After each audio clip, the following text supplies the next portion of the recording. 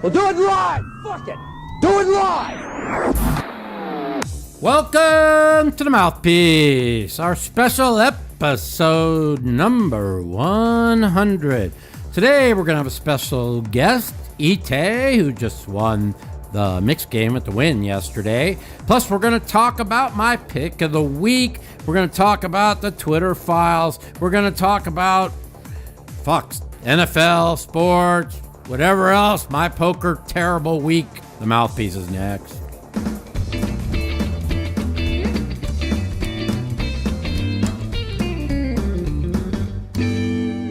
Yo, what up, what up? How's it going, everybody?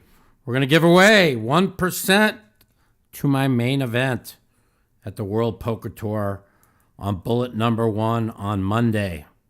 So when the calling segment comes up, we're going to be taking some phone calls, and one lucky guest is going to win 1%, which is worth $20,000 if I win it. So stay tuned for call-in segments. How's everybody doing? Very interesting week for me. Very bad week for me, as I lost a lot of money playing poker. It was due to happen. You've heard me brag all year how good things have been, and even I knew that I was running very, very good. I didn't play my best, and I just everything kind of went wrong. Didn't play my best, gambled a little bit too much. In the mixed games, I played pretty decent. I just ran like shit over at the Win 2 days ago. Lost 15 there, lost 28 playing in my game. So, down like 43 for the week. Bet a couple of sports games for $1,000 each. Lost 2 of those. I had the Raiders minus 5.5, and I had the Lakers plus 5 yesterday. Those were 2 wonderful losses. So overall, it's just been a bad week. But guess what? When things go bad, it makes you hungry. And with the World Poker Tour Championship on Monday, I'm hungry. And I've got my sleep schedule perfect. Going to bed around midnight, 1 o'clock. I went to bed at 1. I woke up at like 11 today. So I'm really ready to be rested and hopefully have a big week at the Win. I got my scooter. I'll be vlogging all the tournaments I play. I'll be vlogging my live sessions. Like I said, I was there 2 days ago. I took yesterday off, and I had the podcast today. I wanted to go down and play today, but I need to do this. We have NFL football tomorrow. I might go down and play live at 1 tomorrow, and then watch football there. So, and I have to go down there anyways to sign up. So, interesting week. We can talk about Phil Hellmuth losing his $1.6 million match to Jason Kuhn. He didn't play his best. He ran really bad. He doesn't feel he played that bad. He told me there's one hand he wanted back. But I haven't really watched it. I only watched the last 20 minutes. I watched Jason win every hand. So I'm not really I really can't go over it. You guys could call in and tell me what you guys think. And that's going on with there. In the crazy world of politics, we had the Brittany Griner coming home, traded for an arms dealer terrorist. That's a real good trade by the Biden administration. I'm glad she's home, but as you know, the left, what they will do for identity politics is they'll do anything. So it doesn't shock me, but people that are against her coming home, I'm against, because they want to say, oh, well, it serves her right, having pot in a foreign country, and she doesn't stand for the national anthem, and so what? She's still an American, and, she didn't deserve 9 years in prison for a vape cartridge. So people who think like that aren't very kind, and they're not very loving. And did we pay a price for it? Yes. And was it done for political gain? Yes. But and did they leave the Marine behind that served 15 years in the military? Yes. So, take it the way you want. It is the way it is. As far as the Twitter files, people want to just rip on Elon Musk like, oh, he's a right-winger now. No, he's just exposing how they stole the 2020 election, the way they did it through social media, which is what I was saying. Everybody was saying mass mail-in ballot frauds, and I was like, a mass fraud, and I kept saying no. Where they did it was through social media and suppression of conservative voices and kicking people off social media with a view opposite of them, and that's where it was done. So it's now been proven that this is what happened, and for people to want to compare this to the 16 Russian bots that retweeted in 2016, just get educated and understand what's going on. I told you all in 2016 I was being shadow banned. I told you all I've been being shadow banned and suppressed for a while. They know people who have a certain amount of followers, over 100,000 followers, and they make sure that those voices don't get amplified. And what they basically did is they turned Twitter into an arm, activist arm for the Democrat Party, and now they have been caught. And you could thank Elon Musk for spending $44 billion and exposing it. And, people should be for free speech. People on no matter what side of the aisle you're on, you should be very happy that that this was exposed. And if it was on the other side of the aisle where people on the left was being suppressed, I'd be just as pissed off, because this isn't this isn't just like, this is big stuff. You just can't let this stuff happen in a country like this. So anyways, I don't really want to talk politics. Big week in poker, big week in football coming up. My pick of the week's now 10-2, and I cannot win any other game but my pick of the week for some reason. This week's pick of the week is the Detroit Lions -2.5 at home over the Vikings. When they've won 4 out of 5. When it's a revenge game, they had them beat pretty good earlier in the year and somehow gave the game away. When Vegas makes a 5-7 team 2.5 favorite over a 10-2 team, there's usually a reason. So I'm always the type of person that likes to go with the lines that don't look right, and that's one of them. I was leaning a lot towards the Jets as my number one pick, but they have a flu bug going around. It is a revenge game for Buffalo, and one of their top offensive linemen is out. So, my Broncos pick was money last week. But I'm going with Detroit as my pick of the week because of the line. I was leading a lot towards the Jets. I pulled away from it because of the three things I just said, so I'm not even on the Jets. Our picks this week pretty much in the contest are Pittsburgh 2.5. They're in the playoff race. They were able to beat Baltimore, and they're playing pretty darn good right now. They'll be like a half game out of the playoff spot. kind of where the Raiders should have been. We could talk about that disaster that happened on Thursday. What a joke. The Raiders are an absolute fucking abomination of a fucking sports team.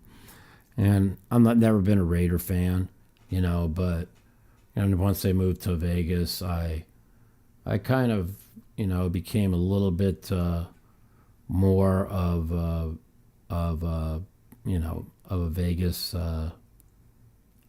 Vegas fan. So, but now, give me a break. They fucking suck.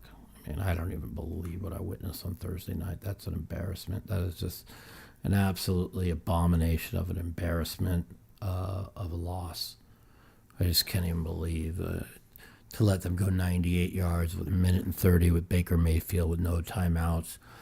The 2 personal fouls and a pass interference to give them a shot to throw. Somehow they line up, give the receivers one-on-one down the side. I mean, he throws a perfect pass, but how do you just one-on-one? I don't even understand the defense there. I don't even understand what I witnessed, to be honest with you. So, pretty crazy shit Thursday night, like in the Raider game. Anyways, what we're gonna do is I have a friend, a really great poker player. Her name is Etay, and she won the 8-game mix yesterday at the Wynn, and we are going to call her on, and we're going to have a little interview with her. And then we're going to take live call-ins, and we're going to give away 1% to the main event on Monday. We're celebrating our 100th show, and we're going to give Etay a call right now. So let's see what she has to say. Hello? Etay! What's up, baby? You're on live on Hi. the Mouthpiece. How are you? Oh, I'm live? Oh my gosh, I'm walking. I'm walking up to the. I'm going to my room right now. Well, I might lose you in the elevator. Well, if you do, we'll have to call you back. Congratulations! what's up? Congratulations Is on it your loud? win. Yeah. Oh, thank you. Thank you. Well, I knew it was coming. I mean, how many of these fucking tournaments can you just be the best player and never win, right? I don't know. There's a lot of good players, but yeah. Yeah. You know how it is. You just have to run pretty well. Yeah. Well, we've sweated a lot of tournaments together. We've been deep in a lot of sure tournaments, and we keep getting screwed over, late in the tournament. And for all you people that follow me and you follow me on the YouTube channel, Etay is the wonderful woman that was driving the cart that had 19 people on 3 years ago at the World Series. One of the highest viewed videos. The highest viewed, it is the highest viewed video we've ever had, by the way. Of your vlogs. Of our vlogs. Highest viewed vlogs ever. When your guys and your drunk asses were driving around on my scooter. So, Hello? yeah. Did I lose you? No, we got you. We got you. Oh, okay. I lost you for a minute. Okay. I just got up to my room. Yeah, so we're just telling everybody that's listening, if they don't know who you are, I said that you were driving my cart that had 19 people on it 3 years ago at the World Series. Yeah. And we had the that was fun. Yeah, and that was the highest rated vlog we've ever had, by the way. So, Oh my God, that's hilarious. So That's just how we are, though. We just have a good time, Exactly. Yeah. So how long you've been playing? Tell everybody how long you've been playing poker for. How long have I been playing poker for? I have been playing on and off for, I want to say since 2007. Wow, 15 years. There you go. Yeah, but, I took a long time off because, I had my kid. Yeah. And for the first 5 years of her life, I didn't really play that much. And then I kind of started back up in 2015. So right. I don't know, on and off for 10, 15 years. You've won other tournaments before, haven't you? Or this is the first major one you've won, right? I've won a couple. I actually, I've had a pretty decent year. I mean, I don't play a ton of tournaments. So, when You're like me. I come out We play in these juicy ass cash games, and it's tough it's tough to play tournaments when we're playing these mixed games with a bunch of retards. So exactly. And so so like I'll play, like, obviously I'll play the World Series and the tournaments where they offer like pretty decent like mixed game options, right. Even if they just have TLO and stuff like that. So Right. so when I play, I play, but I don't have I don't have like, a long, and it's fine. I'm fine with it, but I don't have like a super long resume, I guess. But I think I have decent results for like for the volume of tournaments that I play a year. You know what I mean? Yeah. It's like, you're like me. Everybody thinks I'm a tournament player, but I play the World Series and that's it. This exactly. WPT thing that came together, and them having some mixed game tournaments, and a lot of people in town. Even they're shocked how many people are in town. What do you think? It's going to be a heck of a tournament, right? This main event. Yeah, I think it's going to have an unbelievable turnout. But that is a product of like how well they are running everything, even from starting, a couple months ago leading up to it. Right. So, you got to get props out to that. Like they're just doing like a lot of really good things as far as like even, the giveaways with a ton of seats. Yeah. Tons of satellites, good value satellites where you can, like these new milestone satellites where you just have to get like, to a certain stack size and you win a seat. Like those are just incredible things. And they're just doing a lot of the right things. And so they're going to blow it out of the water. And hopefully, a lot more good things will come from this with the win in the WPT. Well, what people don't understand, and a lot of people in the new age don't understand, is the WPT was built when we were all, started off 25 of us, 50 of us, but then it got built through the casinos running satellites around the clock. And I mean, for a year straight. And like we would show up at tournaments with 500 players for 10Ks, 100 pros and 400 satellite winners, right? Well, now we know we have a lot more pros. We have like 500 pros, but now they've already had 575 satellite seats been satellited in for this, and that's as of 2 days ago. So, that is incredible. That is incredible, absolutely incredible. And this is the way it was meant to be, the World Poker Tours. Now, the good thing about that I see, and I think you'll agree, is adding more mixed game to the events and running big events. I'm really thinking that when the World Series of Poker sees this December event be as big as it is, they might do what, see, back in the day, the World Series would run the World Series in April, May, and then they'd run what's called the Hall of Fame tournament in December. And they still have the rights to the Hall of Fame, and they've been talking about bringing back the Hall of Fame tournament. And I'm thinking with the success of this WPT tournament, that they might run like a Hall of Fame tournament, maybe November or even in February now. But this is looking like a really big success, and how the World Series, they won't pass on any chance to make money. So I think this will be a big stepping stone towards bringing back the Hall of Fame tournament. And everybody I've talked to said all the guarantees, they've passed them on every single tournament, including like 3X in almost every one of them. So, that's always a good sign. So, I mean, go ahead. What are your plans here going forward here for the next week? Playing tournaments, playing cash? What do you plan to do?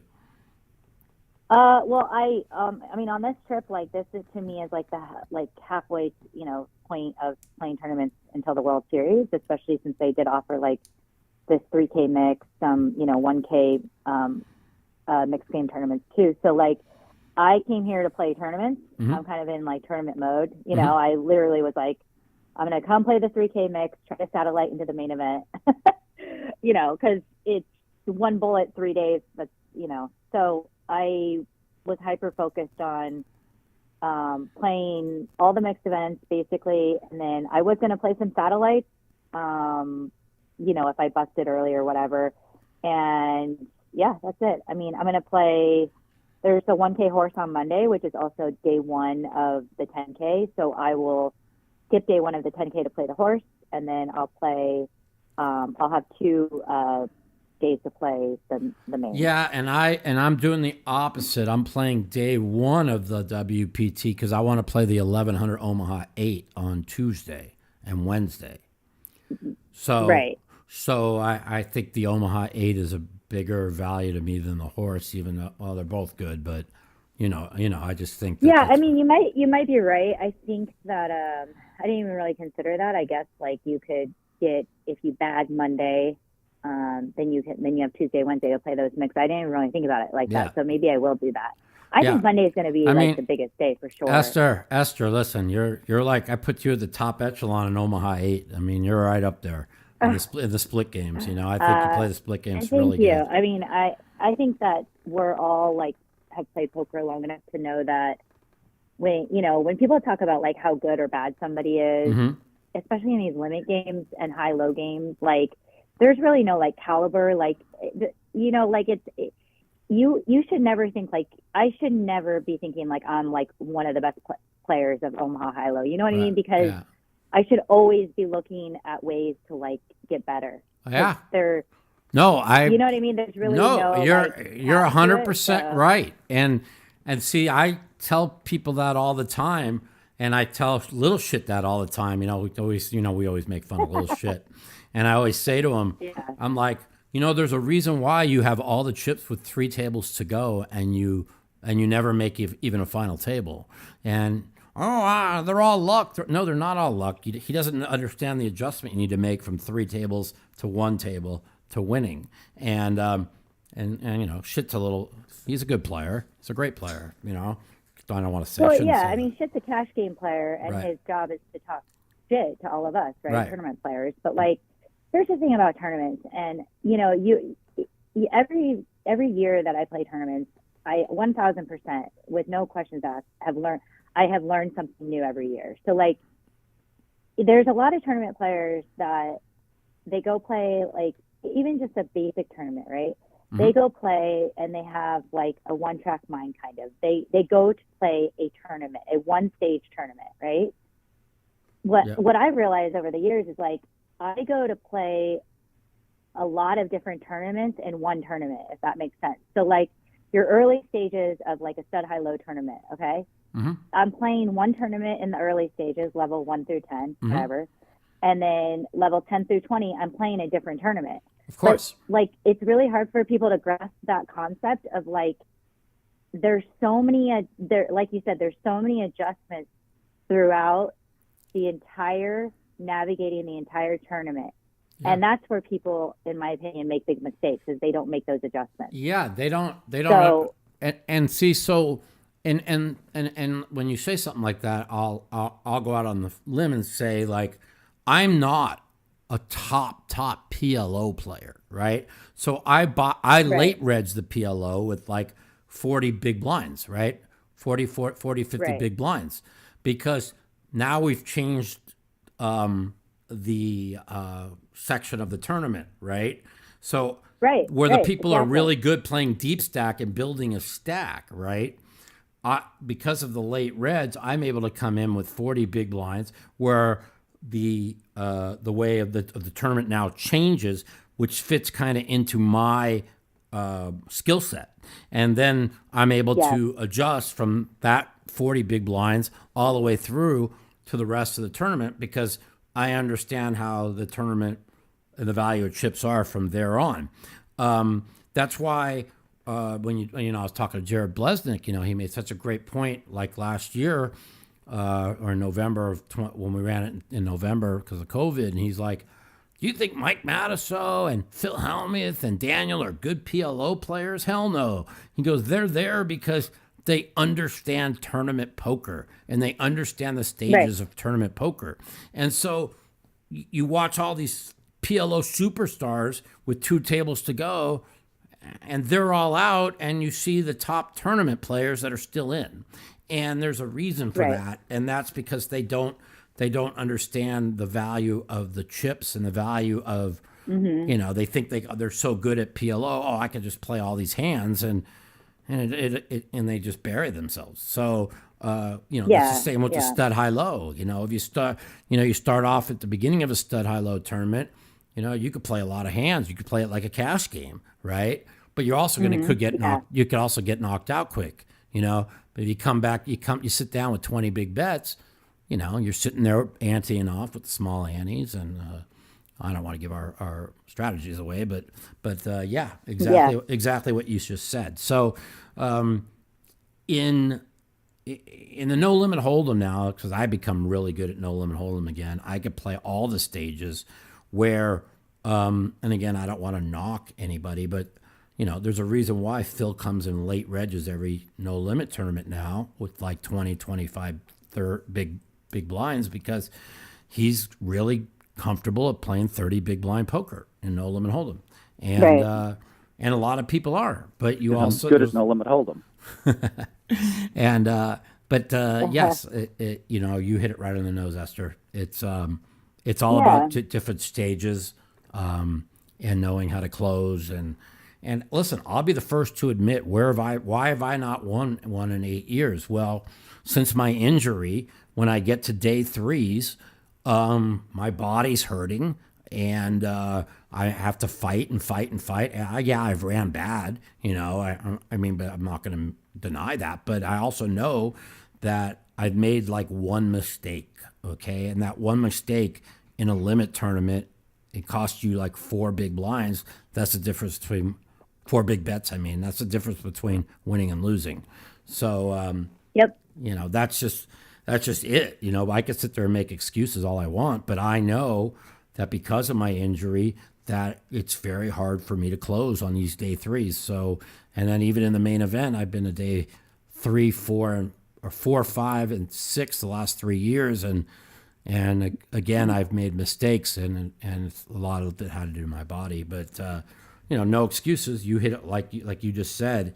You got to learn and learn and learn. And see what you're doing wrong and try and get better. And that's what I try and do. And it's really a great way to think. I'm really proud of you winning this tournament. It must have been fun. Wow, thank you. It was a lot of fun. And, we get down to the final couple tables, and it's all the same faces. And, we're just playing, we're battling. And it's basically what you said, like most, there's a lot of really good mixed game players, mixed game tournament players, I should say, out there, right? And it's exactly what you said. It's literally basically, yes, you have to have variance on your side. You have to run well, but it's also like who is going to make the least amount of mistakes, right? Like even yesterday at the final table, I openly said, I was like, damn, like I made 2 mistakes today. And I really couldn't, and they weren't even that big of mistakes. It's like a mistake that nobody, like a lot of players wouldn't even think about or see or whatever, but I knew, right? Mm-hmm. And who out of these 7 players at this final table is going to run decent, and who's going to make the least amount of mistakes? And a lot of that is not wasting. But who were the 7 who was at the final table? I saw it was you and Brian Hastings. Who else was left? John Turner was there, Pearl Jammer. Okay. Ryan Hughes, Ryan Lang, Etay, this kid on my left, he told me Aaron Cupin. Okay, yeah, I've heard him. Kind of a new face to mix, but he plays very well, and you can tell that he is very he's working very hard to learn the games, which I can appreciate. Right. And he's actually a really good kid. And so he's more of like a newer face in mix. And then there was Hastings, Turner. Who did I go heads up with? Hello, Glazer. Oh, you played Benny head up? Right. I played Benny heads up, and we had an all out raw battle. Wow. We played heads up with 10 bets each, basically was the average, for 4 hours. Well, that's unbelievable. And he's really aggressive too. Now, with 10 big bets, did he play? He must have slowed down then, right? He must have played real slow. So, Yeah, I mean, You have to, I right? actually don't. I don't play that many 8-game mix. Like, I play a lot of horse, but Right. there's not that many 8-game mixed tournaments that I'm playing, and so that was another thing. Like when we went heads up, I knew that I was going to have to make some crazy adjustments that just make these adjustments that you would never consider playing a hand that way or doing that in a full ring, whatever 8-game regular tournament. But heads up, and listen, I've been playing with Benny for a long time, and He's a great player. he is very good. You start to like learn. You learn, if you're a good player, you're going to learn their like betting patterns or betting styles, and you're also going to learn what their like temperature is in like each game, right? So like I would say Benny is like hyper aggressive in like limit hold'em, Yep. Omaha 8 too. high-low because Yep. Omaha high-low because he's so versed in the game. Like he'll never miss a bet. He knows exactly where his hand's at. Yeah. Like stud, Raz, and then I would say that his temperature of playing kind of comes down a little bit. He dials it back in like PLO and no limit and those, the big bet games. That's exactly my like, read on. That's exactly the way I read Benny as a player too. And exactly. Yeah, but we legit. I mean, I haven't played that many times heads up, but he's actually a very versed heads up player, obviously with mix specifically. So I knew it was going to be difficult. We made like the pay jump from. I'm going to be honest. The pay jump from second to first was very, very wide. Yeah, I know. Wasn't it 50 to 100? Was it 50 to 100? It was like 64 to 108. So like, I offered. We were like even in stacks, and I pretty much just brought up, hey, do you want to just like narrow the payouts a little bit? Still play for something because I knew we were going to battle, right? So we still wanted to play for something in the trophy. So we just evened it out to like, first is 100K and then 74 or whatever to second. And what that does also is that, relieves a tiny bit of the ICM pressure, right? So you can like now like, be a little more like less concerned with that, I guess. You know what I'm saying? Yeah. And you can just play poker. Yeah. So that's what we did, and it was totally fair, and it was truly an all-out battle. I mean, we just kept going back and forth, and it, you know how it is. Like we got to like 100, 200K with 4 million in play, and it's basically kind of like. But people are like run pretty decent. People ask that's for people in the chat. They like, oh, you played for 4 hours, 10 big bets each. What they don't understand is 10 big bets in limit is so many. Okay, most people who watch the show are probably like no limit players, but like try and explain to them a little bit like 10 big bets and how very few hands really go to the end. Can you explain that to the people that are listening? Yeah, I will. And honestly, I think that's one of the biggest mistakes people make is that they way undervalue like their stacks and like you were saying before, their chips and their stack size and what we like to say as like big blinds. So like people think like 10 big bets, 10 big blinds. Oh, I'm short. And that's where we see a lot of people just like kind of give up, right? In these mixed games, well, half the games are just anti games, right? So your big blind, quote unquote, is like 1/10 of what a blind would be. So there you get 10 more hands, right? And also in those games, you pick up the antes and the bring-ins a lot, so that like cushions your stack a lot of times. Right. And that's just one of the things about learning how to play these mixed games is like, what games do you wait for when you're short? What games are you more aggressive when you're short? What games are you more aggressive when you're deep? Like, with your stack sizes and whatever. And you absolutely have to think of that level. I went into day 2 with the blinds were 816K and I had 96K. So I went into day 2 with 6 big bets. Yeah. And that's my by the way, that's my average stack. So I get it. And like when I'm texting people, oh, I have 6 big bets or whatever, or like actually everybody knows, like if you ask me how many chips I have in a limit tournament, like I'm literally going to tell you basically to like fuck off, like because like for me the chips count in limit tournaments like literally do not matter.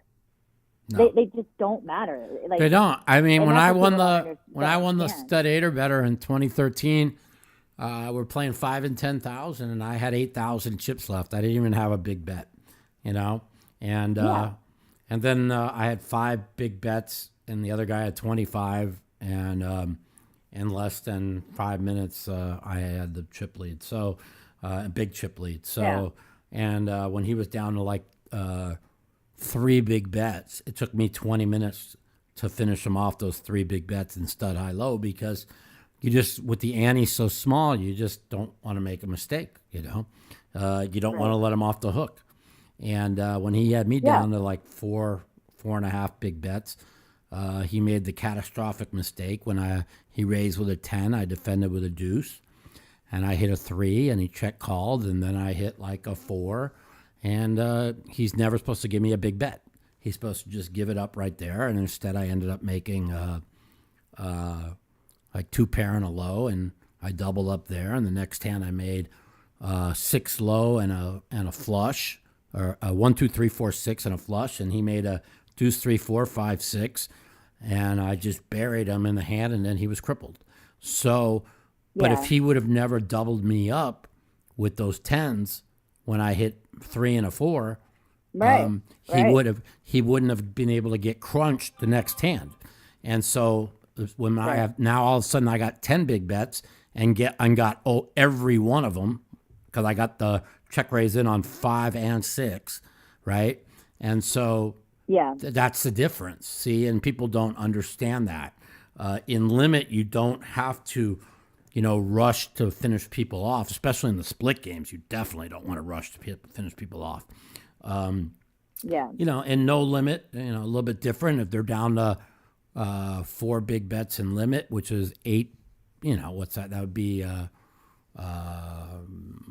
8 big blinds in, or 16 big blinds in the no limit, right? So you could put a little bit more pressure in the no limits, and also when you're short and you get to no limit, you can move in a lot, and pick up those. Now the blinds and antes are worth a lot of bets. So like you said, making the adjustments to the games when you're short, and knowing how to play each game when you're short is something you have to learn with experience. So, man, I'm so happy for you, Etay. I really am.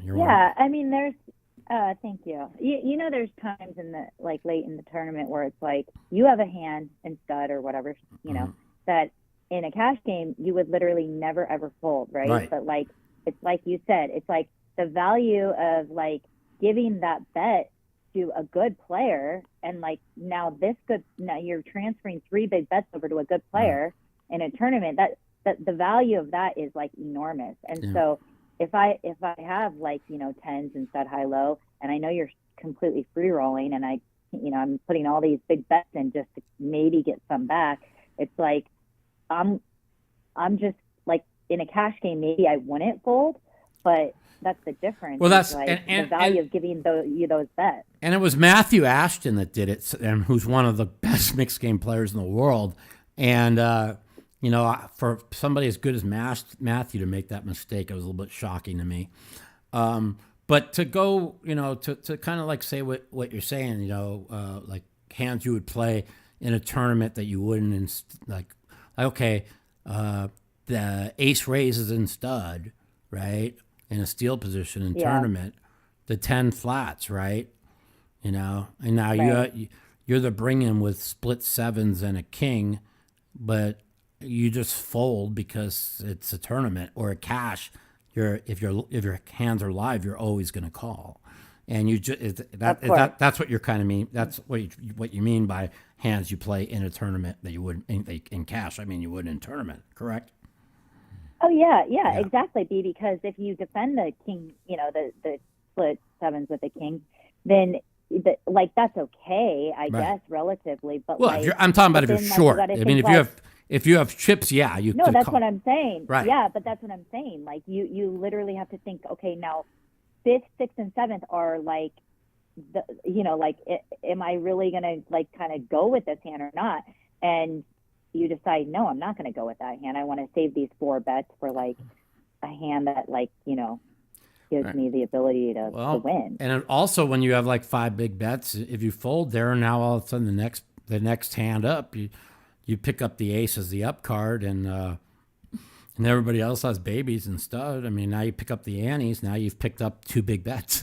And people don't. Yeah, exactly. And those big bets are just so important. Staying alive and survive and everything. So and that's always been my motto in tournaments is it's just that's always been our motto. It's just fight until you can't anymore, and that's it. Yeah. And stay alive long enough to give yourself a chance to get lucky. That's always been the motto of tournament poker.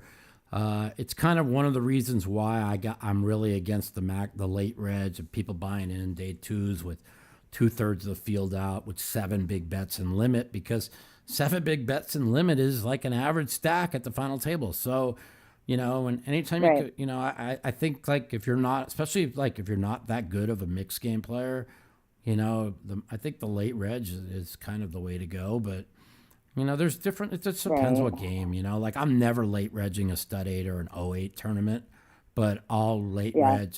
I'll late reg a lot of other tournaments. I think triple draw is a good late reg tournament. I think there's a lot of good late reg tournaments. But your higher variance games are for sure way more. Profitable to do that. Agree 100%. But yeah, I think in mix and limit you should be playing from the beginning a lot. Yeah. No, I agree. And I think in no limit, if there's a lot of the small buy-in to max late reg, because do you really want to kill yourself all day, or just jump in with 20 bigs and see if you just double, and now all of a sudden you played 2 hours and they played 10. It's a big difference, man. Right. Especially when you get older like us, man. Yeah, exactly. you get like me at least. And listen, the last thing I'll say is, 15 minutes left in day 1. The field started with 131. We were down to 25, and right. We knew we were going in the next day because only 15 were getting paid and whatever. So we had 15 minutes left, and I had lost 2 big deuce pots, so really right. high variance. You're going to lose a lot of bets. Right. So I was down to half of a starting stack 15 minutes before the end of day 1, which was 15 level, right? Yeah. So the 15th level, I had half of one starting stack, and got moved. They broke a table, and I doubled, and then I doubled and went in with 6 bets. Right. Going into day 2. So that's how quickly, if you just give yourself a chance, then something good can happen. Something good can always happen. Zach won the 08 and stud 8 last year. The stud 8, he had a half a bet, not once, but twice. So, yeah. And those are, and the 08 and stud 8, as great as the player that Dan is, those are his 2 weakest games. So, if you stay alive, you just got to get lucky. I mean, he coolered me late on with 2 tables to go. I had a ace king deuce double. I'm sorry, king ace deuce double, right? And he caps it in 3 ways, and the flop came queen jack baby with 2 hearts, and I flop nut flush draw kings gutter ball, and it gets capped in 4 ways. And then a queen came off on the turn. I had to put my last bet in, and he had dry aces. If I catch a Yeah. 10, if I catch a 10 or a heart, I'm sitting on so there's three ways. I'm sitting on 16 big bets in '08, and Yeah, I'm guaranteed course. the final table by then. And instead, he goes Yeah. and wins it. So, not taking anything away from him, but like how these limit events Yeah. come down to one card. If a change, Yep. the change of a Exactly. card is made a lot of people famous in poker and a lot of people not so famous. So, how Yeah, poker that's is. right. That's exactly right. And so at the end of the day, it's like you can't have that much emotionally invested in like the outcome and the results of things like win or lose. I'm happy to win, but from a competitive standpoint, especially. Hmm.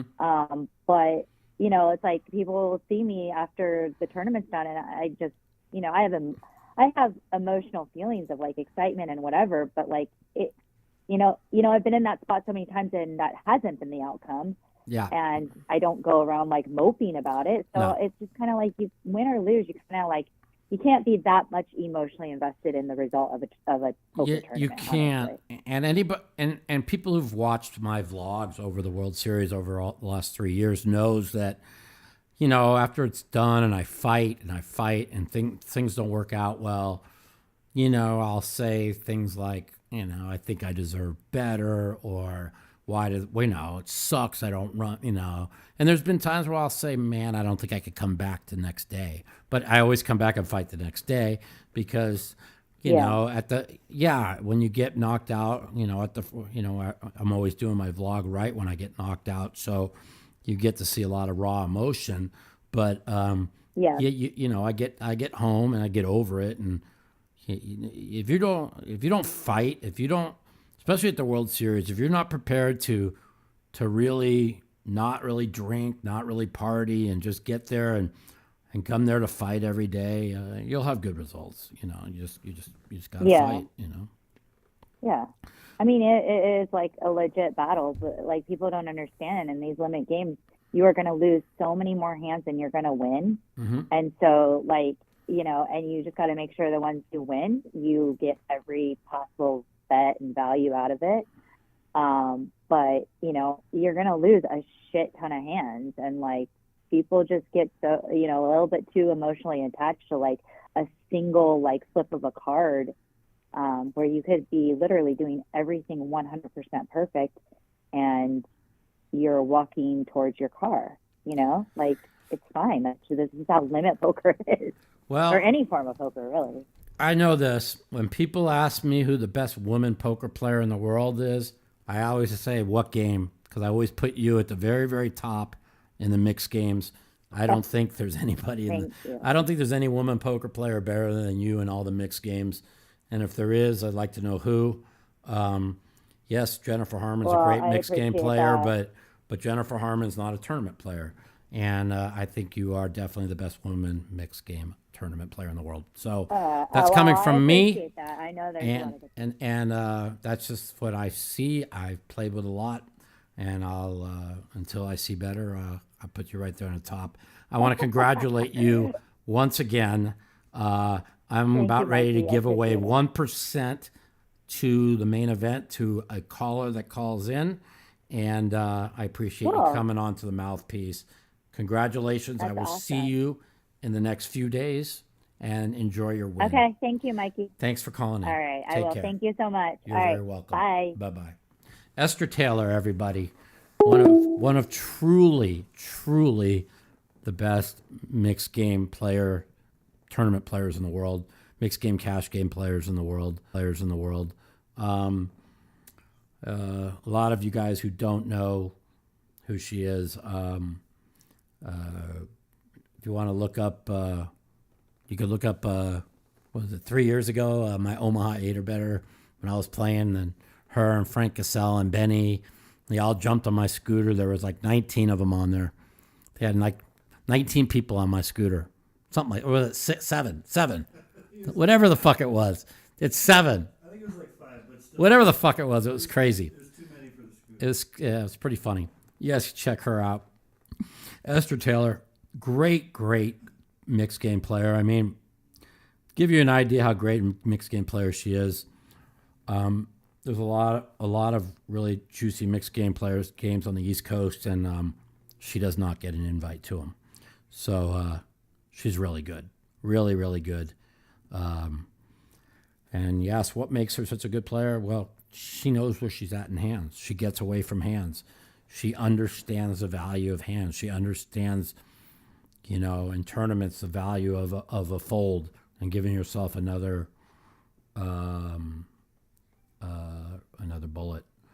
I see somebody in the chat asked me about Grant Wall's death. No, he was not killed. He was very, very sick for 2 weeks with an infection. He talked about it not getting any better. I think he should have gone to a hospital and gotten a better diagnosis.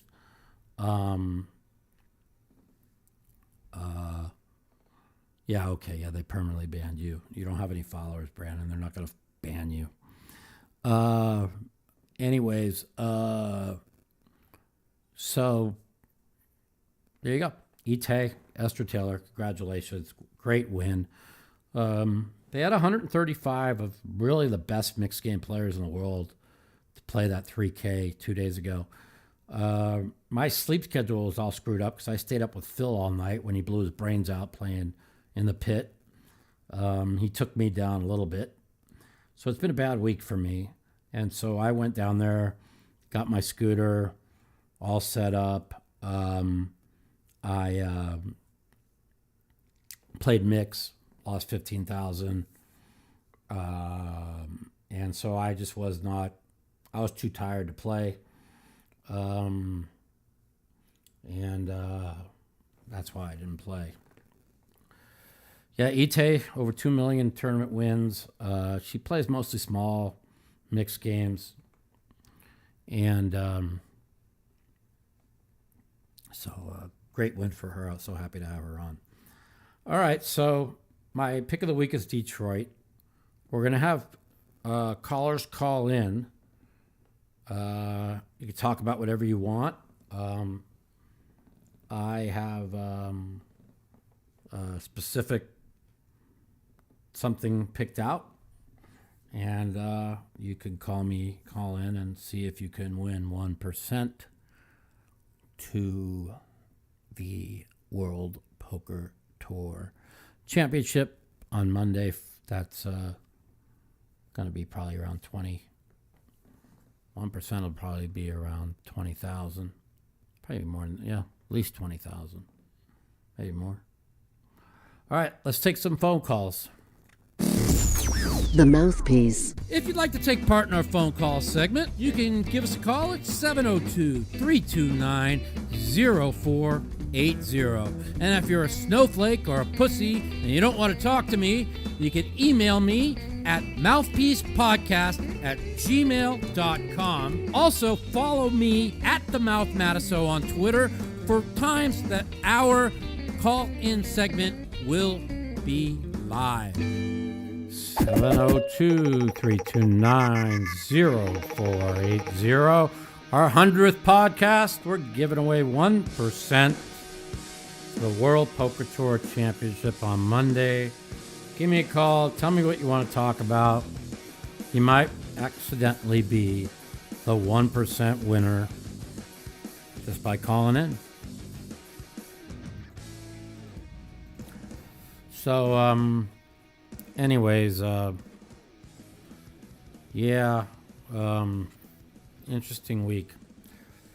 Brandon, you know how I know you're just a leftist? Because you just listen to left-wing media because you don't even understand what was exposed this week. It's just it's terrifying. It's terrifying what Twitter did. And that's not, if Twitter did that, I can't even imagine what Facebook did and Instagram and shit like that to literally change the outcome of the election. So I don't want to ever hear about democracy. Democracy's on the ballot. Democracy. Yeah. Okay. Hey, look at this. Nobody wants to call in. That'll be 1% that I won't have to give away. We had one guy try to call in twice already. Oh, we did. Well, what's wrong with our phones, man? He was calling while Etay was on. Oh, can't call when Etay's on. He's got to call when the lines are open. 702-329-0480. I'm giving away 1% to the World Poker Tour Championship. Give me a call. Tell me what you want to talk about. And, the media is in silent mode because they're trying to make the Twitter file story go away because it's literally the biggest story probably in the history of the U.S. of how they suppressed the president of the United States in ways to get him out of office. Up to the Mouthpiece is Mike. Hey, Mike, what's up, man? What's I see you last week. I told you Detroit. What's up, buddy? Yeah. How are you? Yeah, I thought I wanted to go. I wanted to go Detroit last week. I told you I was really iffy on Cleveland and Seattle, and both. I mean, Cleveland didn't even get an offensive point. I knew Watson would struggle, and Seattle, I told you, sucked. They didn't have to win last week. They needed a miracle, and Detroit won easily. So, yeah, I was on board with you there. Yeah, when Goff doesn't get pressured, that dude can throw the ball. And the Vikings don't pressure anybody. So yeah, I like Detroit this week. Whoever had the Army Navy over or under, I feel so bad for. Whoa! I just let when the Mouthpiece started, it was 13-13 going to overtime. What happened? Yeah, you knew it was over right there. Like, you have no chance. Well, what was the total? Overtime. What was the total? Like 42 or something? 36.5. And it finished 2017, of course. Of course it did. Who won? Army won by 3. Oh, wow. And they were down a whole game. Yeah, well, they blocked it. No, they were winning. I had the first half under. And wow. They were winning 7-3 after they blocked the punt with a minute left at halftime.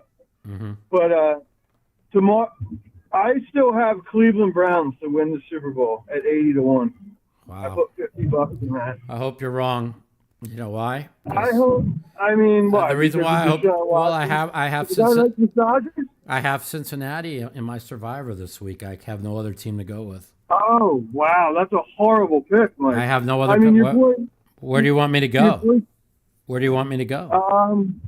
Where I would take Pittsburgh over that. Really? Really? I mean, no, I really wouldn't. I'm talking shit right there.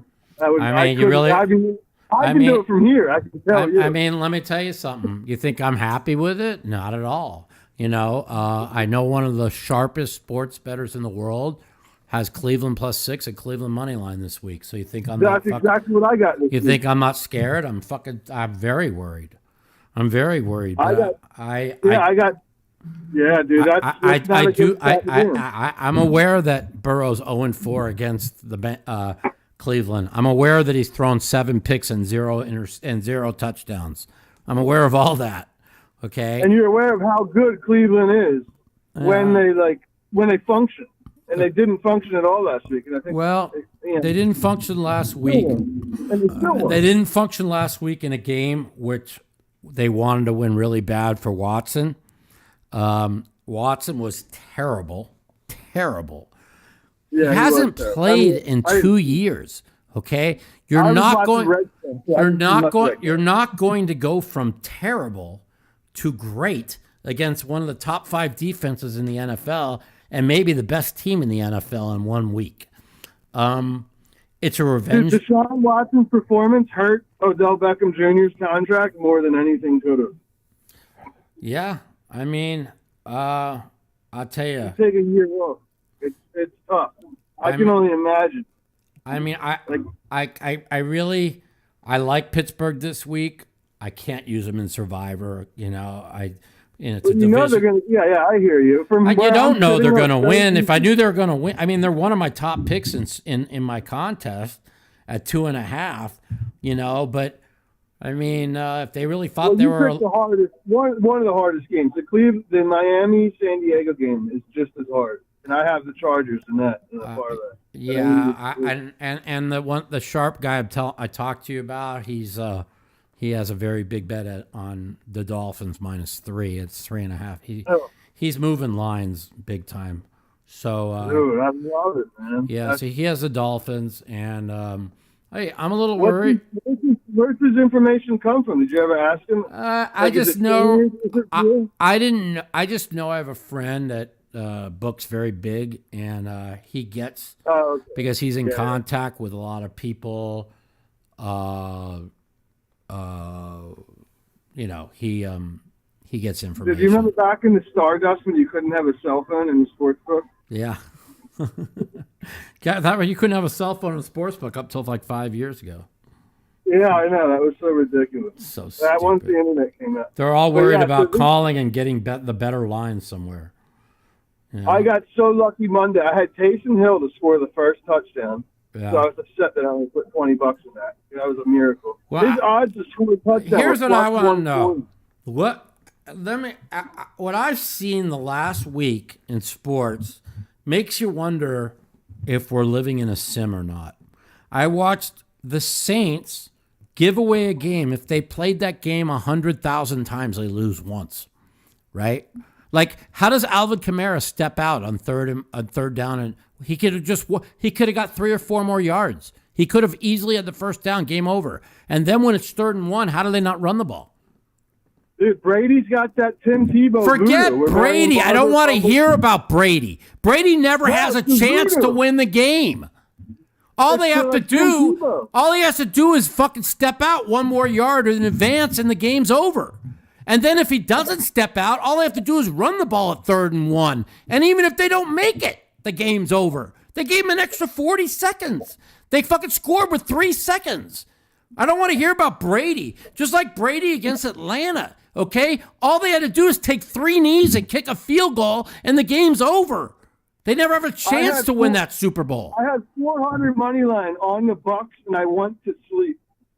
That's how bad that game was going. So I wish I could really jive with you on this, but I thought it was Ingram who stepped out. My bad. I thought it was Kamara. It was Ingram who stepped out. Sorry about that. That makes a little more sense. Yeah, but actually it wouldn't, because Ingram's been in the league for 30 years. Yeah, he should know more than anyone. I mean, I don't even understand what I witnessed in that game. So now let's pivot from that game to what we witnessed Thursday night. We witnessed a team up 16-3. The greatest throws I ever seen was Baker was throwing dimes. I mean, some of those throws where the spirals were so tough. I never listened to the announcers when I watched football. But all you have to do, the game is over. You have some moron after a sack knock the ball out of the guy's hand and get a 15-yard penalty. The game's over. The game is over. I had 200 on the 6, and it was almost worth it to lose.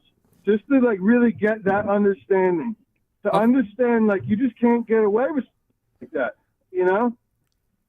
When he was offside, there were so many ridiculous plays where you had to have, for the Raiders to lose that game, you had to have offside, you had to have fucking pass interference, you had to have 2 personal fouls, and you had to have on a sack. One-on-one coverage with 20 seconds left. And what in the fuck is that? One-on-one coverage with 20 seconds left? What, from the 40-yard line? You drop them back in a zone. You drop back in a zone.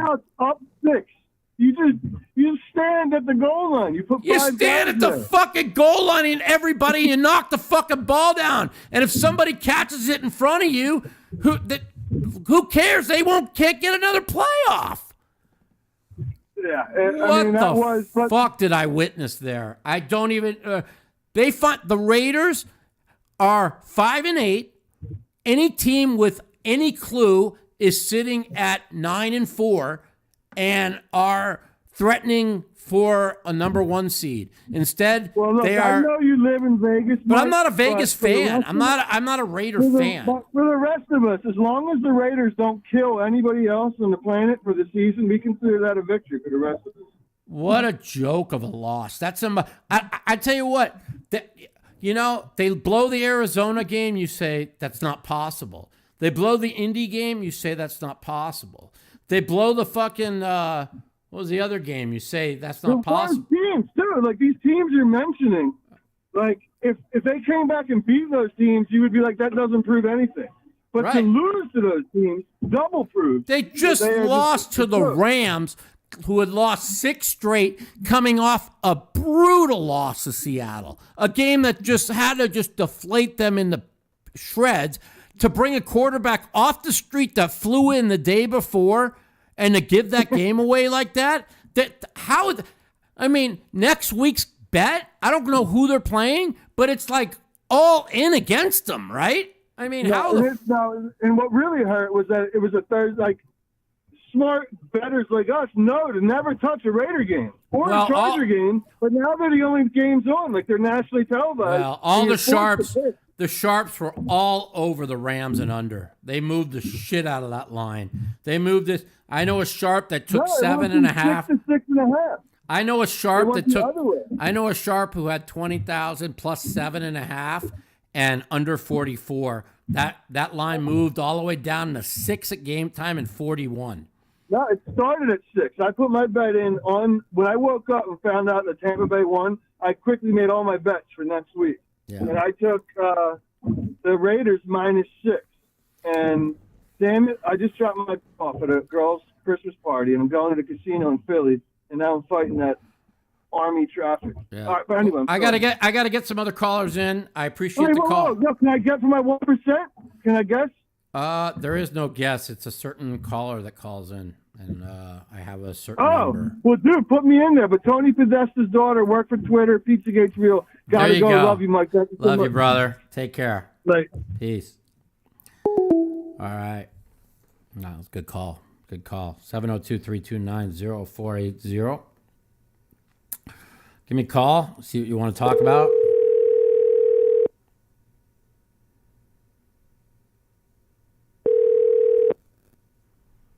Yo, Mikey. What's up? Welcome to the Mouthpiece. Who's this? This is your buddy Jones from the chat. Oh, what's going on, man? How are you? Not too bad, buddy. Just called in to wish you congratulations on your 100th show. Oh, thanks a lot. And, appreciate it. And throw my name in the hat for that 1%. Okay. So what the heck? I might as well. All right. Sounds good. Right on. Hey, listen, I just wanted to call in and say congratulations on 100 shows. I watched your show.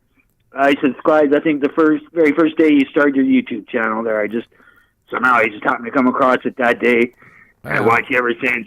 Love your show, man. Always watched you for years and years. I Love poker. I appreciate you so much. It means a lot to me. It means a lot to me. For sure, buddy. No problem. No, it's a great show. I love your show, man. It's always entertaining. Cheers to everyone in the chat there.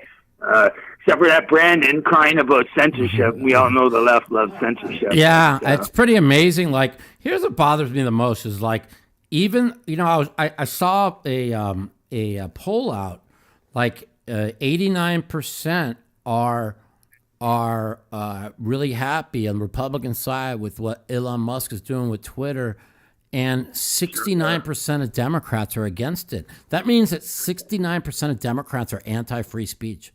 Or Isn't it amazing, man? It's incredible. It's man. incredible. I can't believe it. That's unbelievable. It's true what you said. It's horrifying, man, to have that kind of censorship going on that kind of level. Let me ask you this. If dictator's dream. If Hillary Clinton was in office and the Twitter censored all these people for Hillary Clinton and raised all the tweets for whoever she was running against in 2020, let's just say, and then Clinton lost, would they still be against Elon Musk exposing this? They got to look past the partisan. Look past man. And I tell people this all the time. Look past the partisanship and look how important. Man. If you're an American, your ability to speak freely and say whatever your ideas are without a bunch of fucking leftist activists suppressing your speech, okay? Or right-wing activists suppressing your speech. I don't care what side of the aisle you're on.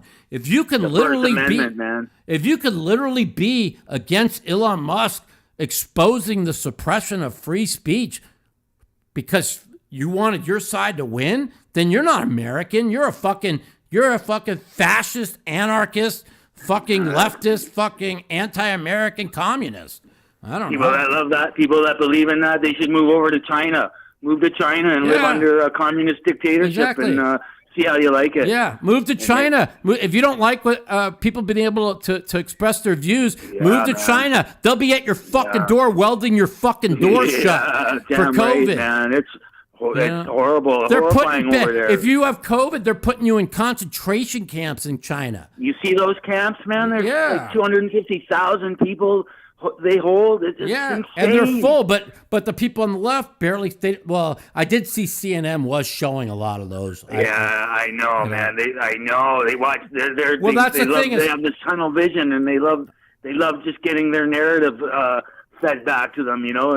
I'll give CNN fortify their vision. Listen, me and you know that CNN been fake news for the last 6 years, but you gotta give props where it's due. They fired everybody. They brought in a centrist who said straight out, "I don't give a fuck. We have to be the leader of news in the world. We cannot keep running fake news and bullshit political leaning left news." And so they fired every leftist. And now they're actually showing real news stories, like they showed what's going on in China. And if you want your tweet suppressed and you want just for your political party to win, then go move to China. I don't want you in. You're not American. People don't realize what they're playing with. They're playing with fire, man. If you lose the right to free speech, humanity has no hope at all, because no matter what comes up, if you can't even talk about it, you're already beat. Yeah. If you can't openly discuss what's going on, you already lost. Yeah. It's game over. And people don't realize the gravity. I told you before when I called in, I've been a political junkie and a news junkie for 50 years now. I watch religiously news, and mostly I get independent news from around the world, independent sources. There's a lot of great sources out there now. A lot of doctors and that speaking up against all this poison going on. Well, here's the most important part. I think what Elon Musk is doing is he's going to monetize independent journalists, on Twitter. And what did he say? He says, maybe when we monetize independent journalists on Twitter, maybe the mainstream media will stop lying to the public and start giving out real news. And see, that's why they have to take Elon Musk out, because they must have their propaganda. They must have their lies, and their fake news. They can't afford real news to get out to the American people, because if it does, it'll change the balance of power in politics. And that's just the bottom line. That's it, man. The whole house of cards that they built is based on lies and bullshit. That's why they didn't think they could lose 2016, is because they didn't know how powerful the social media was until Trump won. Once that happened, then they took over all social media, Facebook, Twitter, Instagram, suppressed millions and billions of impressions on the right to push the activists, in 2020. So anyways, now we have proof of it. So, but I already knew it anyway, so it's all good. It's good to know. Hey, by the way, did you see that? Did you see that NBA announcer the other day that had that looked like a stroke or something on live TV? There, did you see that? No, I didn't. Another one of these incidents. Oh, you should check it out. It's making the rounds all over the place. Salty Cracker has it on his channel. An NBA announcer right on live TV. There, his partner's talking. They're talking back and forth. But he's sitting there holding the script, and all of a sudden you see him stroking out. His eyes roll back in his head. He starts twitching and shaking, and he just falls back in his chair, totally out. And it's like from. It's pretty amazing right now. It's like this really big journalist that dies in Qatar, right? And now the left is running with, they have to run with their narrative that it's because of. Him being pro-gay and everybody wanting to kill him, and he admits he's been vlogging every day how sick he's been for 2 weeks and he can't fight it, right? And then he passes out and dies, and it's really sad. It's been happening over and over and over and over again. There was a woman the other day, and I forget, I think it was Ireland. She's at the gym, and they had the cameras, in the gym, and she's lifting weights, and she just blacked out. It's happening all over the world. Live anchormen on TV and that. Did you see that documentary that came out? Died suddenly. I haven't seen it yet. I heard it's unbelievable, but I It's know incredible, man. I It's do. incredible, But I man. do know the millions of people who have died from the after the vaccine. Oh, it's and real, man. I know it's going real, down. and it's been suppressed by all of social media and Twitter and and look at all the doctors that were trying to prove that you can't give this vaccine to young kids, right? Look, I mean, I haven't seen the new. I heard the Twitter files number 4 came out today, but it's really unbelievable. What they went through to take Trump out is pretty well. We all knew this, okay? Incredible, we knew this. man. Oh yeah, We all knew. Those of us on our side, we knew it all along, right? What was the thing I saw the other day? There was a saying. It said, fake news is conspiracy theories, but all the conspiracy theories are facts. Come true. You know, and they all are. Yes.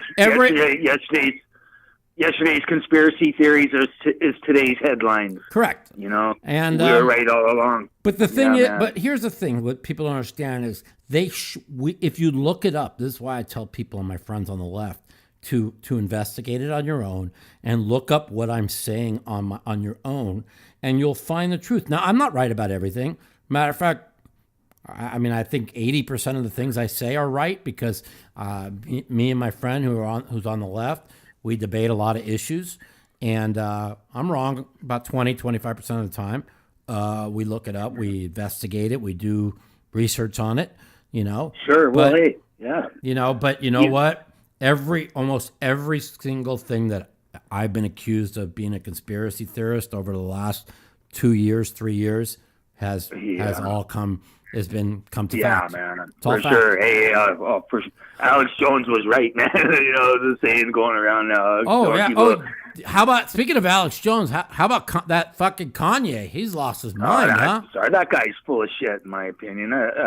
I mean, when you have Alex Jones cringing, you know that this guy's lost his mind. You know? What I heard is he owes $50 million in back taxes.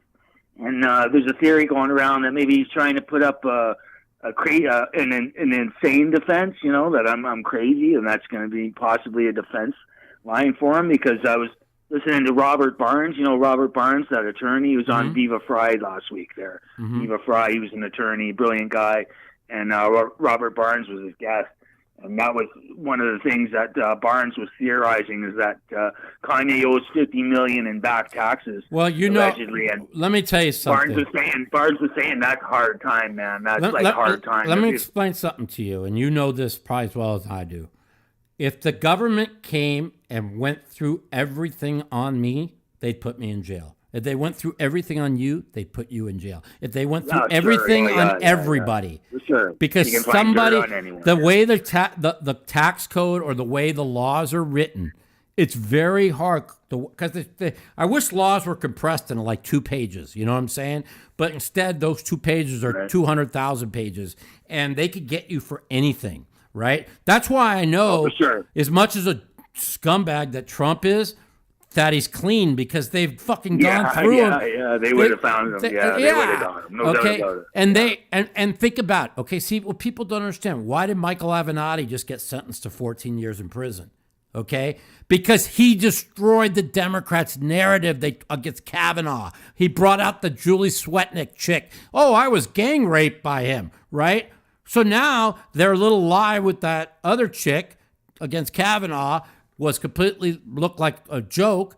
So they took him out. They're going to take out anybody that takes them out. And guess what? Kanye tried to take them out. They will take him out. Okay. Well, who knows? I don't know. I have a theory. Like, you know, just suppose that Kanye does owe $50 million in back taxes. And just suppose maybe the FBI came to him. Now, this is just a theory. Right. Maybe they came to him and said, listen, if you want us to cut you a break, if you work with us, and it's like they tried to set Trump up that night, right? They brought Fuentes over to Trump, and now Fuentes, I don't trust that dude one bit. You look at guy's eyes. He said on Alex Jones that what Trump said, that they literally did not know he was coming. That at the last second he asked if he could bring 2 friends in. Now, I'm sure there is, because they sit there and they spout everything in the world So I believe if you're going to believe all the Hitler shit and all the other garbage shit they spout, you got to believe they're telling the truth that Trump didn't know that they were going to be there. I mean, yeah, for sure. Oh, I believe that. There's no reason for them to lie. I believe they could have been just trying to set him up and make him look bad. Yeah. Then the media can come up and say, "Oh, here's Trump met with this Nazi-loving neo-Nazi guy that denies the Holocaust," and on and on and on, and make Trump look bad, right? Of course. But that's one possible theory. Maybe that they were trying to set Trump up to make him look bad in the media and that. But I know this. Also, I don't think that Trump is going to run. Even though everybody else thinks he is, I really think that just by the things he says, a lot of the crazy things he's saying, I think they're going to go with DeSantis. I really do, because DeSantis is a lock. So. I think he's a lock in 2024. I think he wins by a margin that people won't even believe that he wins by. And I think if Trump actually really cares about the U.S. like he says he does, that he won't run. So we'll see. I already paid. Maybe so. Phil made me pay him a $10,000 bet because he announced that he's running. I said, well, he ain't running yet. You got to wait. You know. So maybe so, man. Hey, before I forget, do you ever watch Millennial Millie Weaver? No. She's on YouTube. She's awesome. She's a really smart girl. But anyways, Millie Weaver. She did a video just after Kanye West and on Alex Jones and that, just about a day or two after he was on Alex Jones. She made a video about that, and somehow she got her hands on this camera footage that came from the vehicle that when Kanye landed in, I guess it was where in Texas there, it landed his jet in Texas, and they were on their way to the studio to meet Alex Jones, and there was a camera in the van. Oh, and, I saw that. I saw that. Yeah. Did you see that? And man, I watched that over and over and over again. Oh, the things they were saying on their way to the He looked so lucid there. He did not look crazy at all. He looked like a guy that had a plan. You look in his eye, and he was laughing and smiling. They were talking about that they had to go to the store and get a net and a bottle of Yoo-Hoo to make fun of Netanyahu. And if you look at him there, he is 100% lucid, not acting crazy at all. He's not crazy. He's a fucking anti-Semite. That's all. But I don't even know if he's an anti-Semite.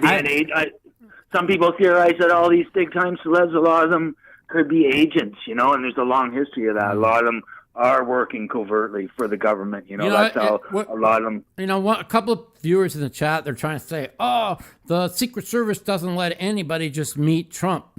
Trump's not the president anymore. He's not in power. As long as they go through the metal detectors, right? He can meet with any. They don't do background checks. Right. He's not the president. Anyone he wants. If he was still the president, they'd be doing background checks. That just shows how stupid people are. But they do not vet people to see Trump who's no longer in power. Okay, but they do make sure they go through the metal detectors. You get patted down. Right. But if he was the president, yes, you would be vetted. Because I went through my West Wing visit because I was supposed to meet him in 2020, and I had to put in all my information. They had to vet me. They had to ask me about my past, everything.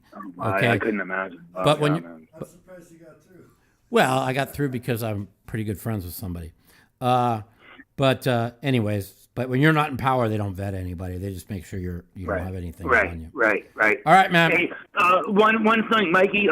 Check out that video. That movie Died Suddenly, and everyone in the chat, check it out. It's on Rumble. Just look up Died Suddenly on Rumble. It's not allowed on YouTube, of course. Yeah. But I agree.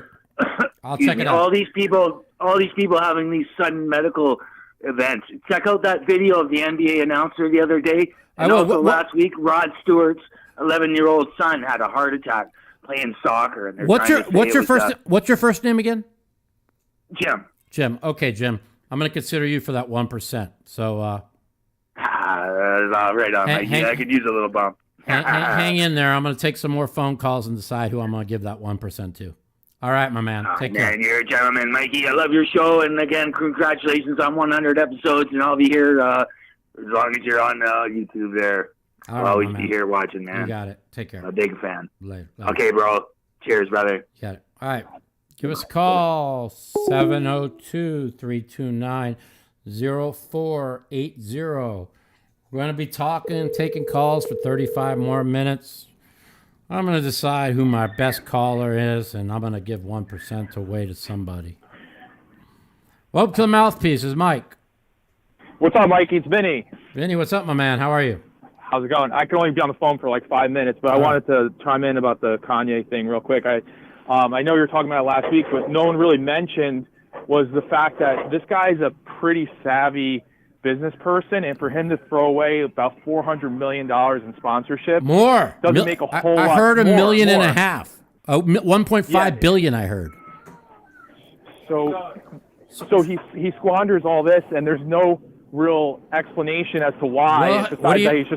Did you hear what his explanation is? His explanation is God has spoken to him, and his Mike, this is my view on the whole thing, right? Go ahead. Do you think it's not possible that the Democrats would just simply hand this guy a massive sum of money and say, "Hey, Kanye, we need you to go off the deep end because you're affiliated with Trump now. You went to Mar-a-Lago. Here's $800 million. Okay, you completely corrupt Trump's name in the process, and meanwhile, he's affiliated with Trump, so that's an easy thing to lock him in with.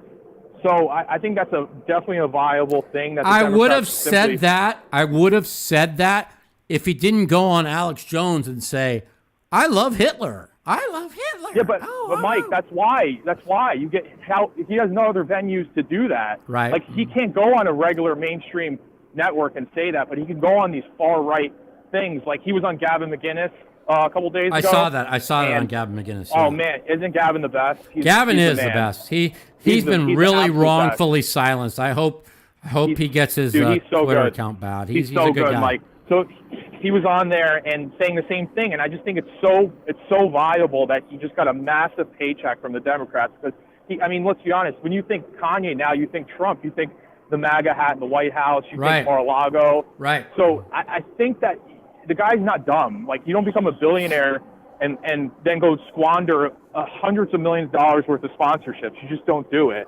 So that has to be a thought of. It's definitely a viable thought. Possibility.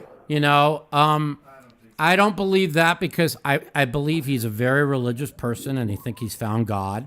And I do believe it's crazy. I didn't know Kanye really much. I don't follow much of his music, but everybody who I know who does say that he's always been crazy and outspoken. But he's crazy, but he's smart. Like he says dumb things, but he's a smart business person. And you don't just throw away. He threw away Balenciaga. He threw away Adidas. He threw out all these deals for what? Like now all of a sudden he wants to say these like far right propaganda type things. It just doesn't make sense. But even the far right doesn't push like pro Hitler stances. But if you were ever gonna pay someone to say something that would 100% jeopardize the potential presidency of someone, wouldn't you say exactly what he said? Think about it, Mike. Think about it. He went to Mar-a-Lago the week before, and now he just says this. Is it just a coincidence when Trump announces his presidency? It's just a pure coincidence, right? Yeah. You know what I'm saying? Well, listen, I don't put nothing past them because I know how evil they are. But I'm gonna disagree with you on this. I don't think so. I think I do believe. I understand. I do believe. And listen, the thing is every conspiracy theory that we've put forward, probably you've been on my side the last 3 years, has all come to fact. This one I'm not gonna jump on the board with. But is it possible? Yeah. Anything's possible. Mike, did you think it was possible that they were completely censoring like pretty much everyone on Twitter? Would you have said that's possible? I knew it. Everybody on the right knew it. Everybody I follow on the right knew it. Yeah. Mike, the other thing is, I don't know if you saw the most recent one for the Twitter files. I haven't seen the newest one. Twitter actually has the direct messages. They can actually access your direct messages, okay? And basically vet you They were able to access my direct messages and suppress me from talking to other people. I heard about that. Yeah. No, they did it for that Lives of TikTok. They had her direct messages. I heard. And they're like, how is that fucking right? How is that right? It's absolutely criminal. They did what you did is you had like Elon said, you had the crazy people running the asylum. They had political activists put in main parts of of Twitter and probably Facebook and Instagram.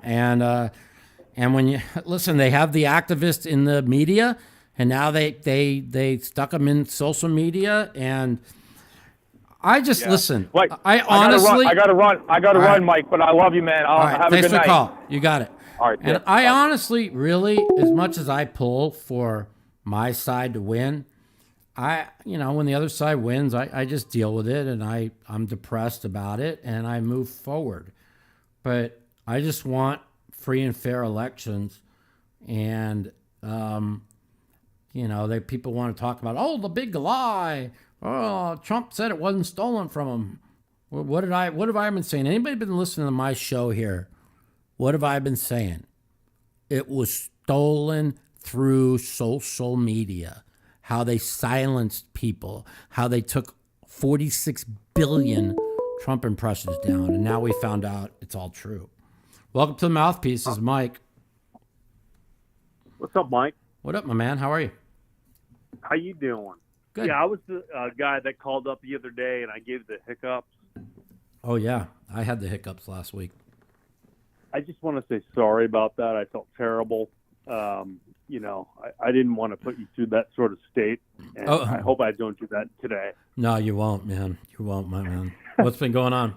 So, no, I don't know. I just wanted to ask you how you been doing. Like, how's your game? I came in like late. Like how you been doing? Like as far as I'm doing okay. I had a bad week financially.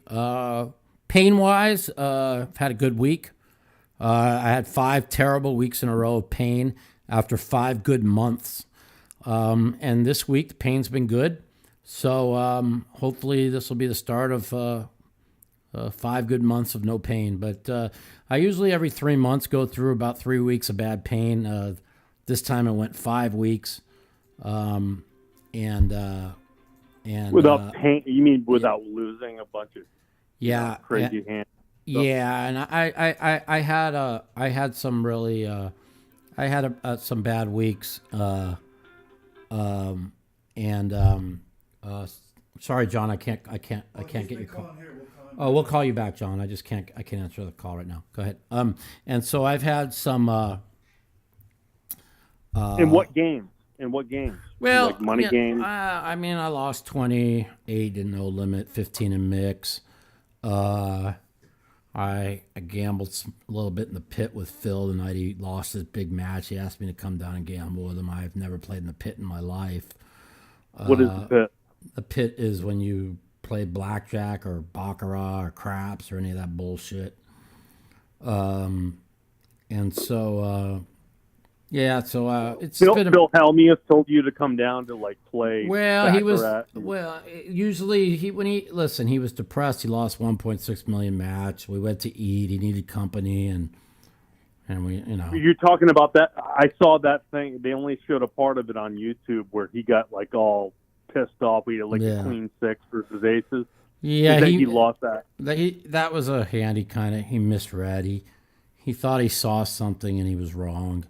Didn't really. Yeah, he thought the guy was bluffing, and then he obviously like 4-betted him, and then he knew he was fucked. His reads were right most of the night. He was wrong on that one, and he was a little off. And listen, Jason ran really good. I mean, he flopped a pair or 2 pair. He seemed solid. He seemed like a really. He played solid. Seen the guy before. I think, but I have not watched. Seemed like he had Phil's number from like the short time they showed the I didn't. YouTube. It was like I was like, this guy, he's playing good. He seems to have Phil's sort of tells like in his back pocket. I didn't. I know this. I didn't. I only watched the last 20 minutes. Right. I thought Phil made a huge mistake not playing him 3 months ago on 4 days' notice, because you give a guy like Jason Kuhn that long to prepare. It's just, there's no way that it's going to favor Phil. No, and there's just no way. You know, you give him 4 days. Good? You give him 4 days notice to prepare. It's just Phil's gonna have a better chance. And I told Phil that 3 months ago. And you know, it is what it is. You know, he made a mistake, and well, you know, he'll get over it. He's a big boy. You know, so.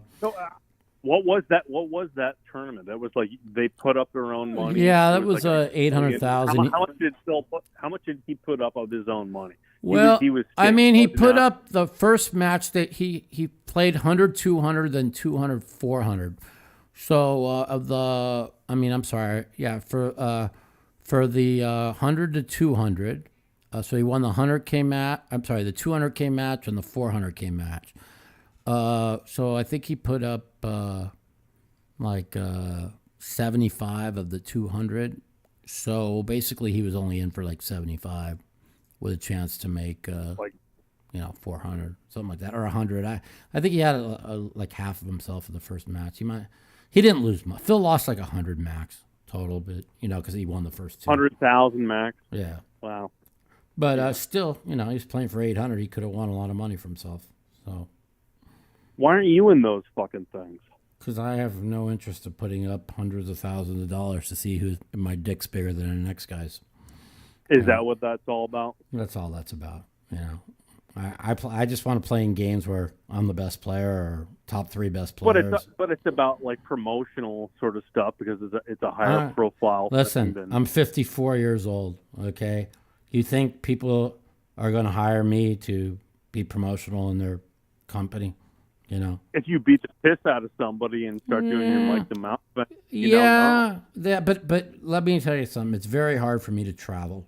Okay, when you work for a lot of these high-end companies, GG Poker or whatever, you've got to do a lot of travel in Korea and shit, and I could barely travel to fucking LA. So is that what that's what Phil is like signing up for? He's got to go everywhere. Phil's I don't want to say anything, but Phil's got a possible big contract coming up here with somebody. I'll let him do I can't really talk about it, but is he the most marketable guy in? No, in Daniel poker? is. Who's the most marketable? Daniel. Daniel. Yeah. Well, he's kind of like the every. I don't want to say like every man, but he is. I think you're right. He is the guy, because but he's also because he's on that. What is it, the Poker Go, or what's he on? Well, GG Poker. Well, him and Phil own a piece of Poker Go, so it's that's why they're always on there and stuff. So that's why they're the most marketed. But listen, it comes to a point for me. Comes a point in my life, if I didn't have the injury, I'd be playing. You're marketable, though, dude. You're marketable. Listen. There's something about you that's marketable. There's something about you that's irritating, but I think that might be the part that's marketable. Be you. I could, you know what I mean? I could do that, and I asked myself many a times, would it be nice? It would be nice to get a small deal for like 20 a month or something. Just so I don't have to worry about ever paying my bills, even though I don't think I'll ever have to worry about it anyways. But just, I've said that before and I've gone broke. But, just so you're in a position where you don't have to worry about paying your bills. I was set for life at Full Tilt, so that kind of really sucks. But, they fucked everybody. Yeah, so my injury really, really hurts me because it's hard for me to walk. And when I get on airplanes, it expands and subtracts because of the pressurization of the aircraft, where it pressurizes and depressurizes, and that causes the inflammation on my spinal cord to inflame and deflame. But I don't understand why your particular website or your podcast doesn't get more attention. Well, it seems you're provocative enough. You're entertaining enough. We got plenty. People come on and talk their shit like me. and like you don't because like, why? screen anybody, which I think is like really cool. Probably you don't know what's gonna come on. Well, it's like my editor just said, is because most people in poker are libtards, and they disagree with my politics. Are they really? Why do you think that is? Why? Because they're all young and they're all brainwashed, and everybody what people don't realize is this sick ideology going around is brainwashing from the last 20 years, from high school to college, and they're brainwashed this anti-American far left ideology, and so they look at you like you're like a bad person or a crazy person when you're not. You know what I mean? But there's plenty of people like that follow me that are Democrats on the show here that are not far left, that are centrist, that disagree with me. They would probably follow you just to hate you too. Yeah, I mean, I have a lot of friends that are on the show here that are good friends of mine that are Democrats that follow me every week. You know, that we agree to disagree. Dan Graners, he comes out with some stuff that I love the guy. He's hard. He's one of those. But he's not even a libtard hardly anymore. He's come to the middle. He's come to the center. I'll give you an idea. Like, he thinks the entire Democrat gender movement is sick and insane, okay? And it is, okay? But most people on the left will disagree with Daniel's point on that, okay? And it's just like they want to say follow the science. Well, science says there's... You know what? I don't even think that's even a big part of their platform. Oh, it is. It's a pretty big part of their platform. You know, I think it's just a ridiculous part of their platform that. Well, what's so ridiculous about it? Again, says, hey, you know, this is so obscene and ridiculous and, you know, bad for our children that we're gonna harp on this. Well, that's what I don't understand. So you ever listen to Matt Walsh? Yeah.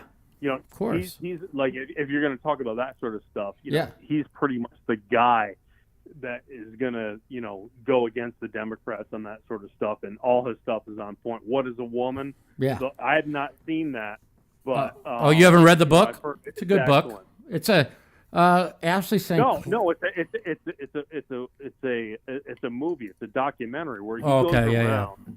Yeah. He goes around and he interviews like all these sort of like the gender ideologues on the left. There's a book called "Birds Are Not Elephants" too. So what? He says, what is a woman? You know, like, can you define what a woman is? And he just asks all these questions. The lady running for the Supreme Court wouldn't answer the question. She was up for Supreme Court. They asked her, "What is a woman?" Well, that's not her business. That's not her business. What do you mean it's not her business? A woman is a. I mean, what is a woman? I mean, that's not really a. It's really an easy answer. That's not but that's not a legal question, is it? I think if you're going to be a Supreme Court justice, you should know the definition of a woman, right? What is the definition? Can you tell me? I mean, you're going to give me the biological thing, which is correct. What I would give you, right? But of course, she knows where we stand. You know, I'm not against. I'm all pro trans people and gay people and everything. There's been trans people and gay people around for 8,000 years, you know? Yeah. But why is it, but that's the whole thing, is that why is it such a big thing, right? I don't think it's such a big thing. Well, they're doing is they're pushing it. I'll tell you exactly what's going on. I don't think so. This is what I think. I think they may have pushed it a little bit or a lot, but I think it's the push and the pull, and it's the left versus right. It's not so much that they're pushing this gender. You know, I mean, how much have you ever really seen that come up in your life or anyone's children? I mean, I watch the president of the United States talk about it every single time there's some kind of debate. So it's definitely in their platform.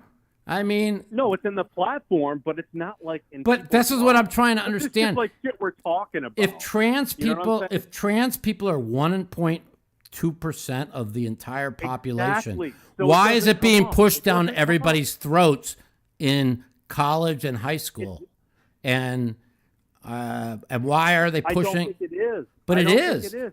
There I is. think- They're no. making trans. It How would you? isn't. If It let me ask isn't. you this: if you have a daughter who's in 7th grade in gym class, you want a biological man with his penis out in their locker room because the left No. says. No, Well, I don't. No, I don't. Well, no, I mean, don't. But that's what's been I don't going think on. That's like, but I don't think that's the case in like every school. It is. And I don't think it that- is. No, it I is. don't They think are. it They is. are under the law. And how many in those schools are people are like these trans people like breaking out their cocks? Well, I'm like, not saying for- they for are. everyone? You know I what I'm don't saying they It's like are. it's like this possibility sort of thing. That's terrible. Yes, I agree with you that like those things are wrong. I don't think you Yeah. should have fucking people that say, you know, I'm a woman and okay, and I also have a 10-inch No. cock, and I'm going to be going Now in your, here, now in your here's a thing that I kind of agree on the left with is like if you have a mentally ill parent that wanted a girl and got a boy, and then you raise your little boy as a girl because you're mentally ill, and then you put them on puberty blockers, and you raise them as a girl for life, then I'm not against that. Where my problem is I'm against any gender reassigning surgeries for people under the age of 18. I'm against people that are absolutely that have been a male and swimming on a male's team, college team for 3 years, ranked 400th in swimming, and then you decide you want to be a girl, and then you break every girl's record, which Leah Thomas did. No, I'm in the same boat Okay. with you. There was That's an insult. That's I'm a originally disgrace. I'm originally from Connecticut, and there's this one female track star that had, you know, she's kind of a high profile case. I can't remember her name, but the same sort of thing. She was the best runner in Connecticut, and guess who she got beat by? Yeah. Okay, and that's not good. But you know what? In the back of mine, I think, well, that is absolutely terrible for her. It's a like the terrible one thing. girl she And that- trained and that she trained happened- all and that year. happened to her- but hold on. Yeah. Let me. But at the same time, there were probably, you know, more people, you know, that may have been like helped by it. You know, maybe not. That's arguable because if you have X amount of, you know, transgender people, they're going to affect X amount of non-transgender people. But right. if you just let them participate, you know, I mean, who does it really affect in the worst way? Well, it affects like the most elite Women. of athletes Yeah. and the people that are at the top of their game. Mm-hmm. And those people have to be spoken for too. So I agree with you, and I disagree because Well, I mean, like, if they want to have, they should have a concessions- trans category, kind of like they have, like, you know, like they have the disabled Olympics. I'm not saying trans people are disabled, but they should have their own category. You know, just And like I they think that fought for happens. Title I think IX that happens. for women's sports. Let's have a You know what? let's have a trans sports. But it's not fair okay, that fine. But I think that happens. I think that happens. But right now we're in a transitory, no pun intended, Yeah.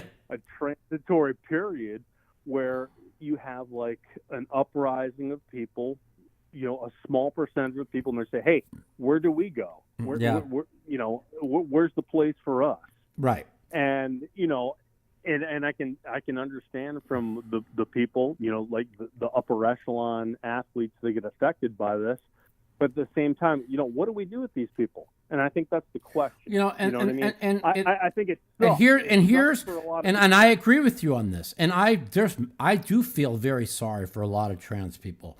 You know, and because I have empathy for everybody. You know, but you know, there's also, and here's where the political part of it comes in. You know, the right wants to partake as every person who is a male that dresses up as a female, as just a mentally ill person that You know what I'm saying? That thinks that they're female. Okay. Now, and I disagree with that. Are most of them mentally ill males that dress up as females? Yes.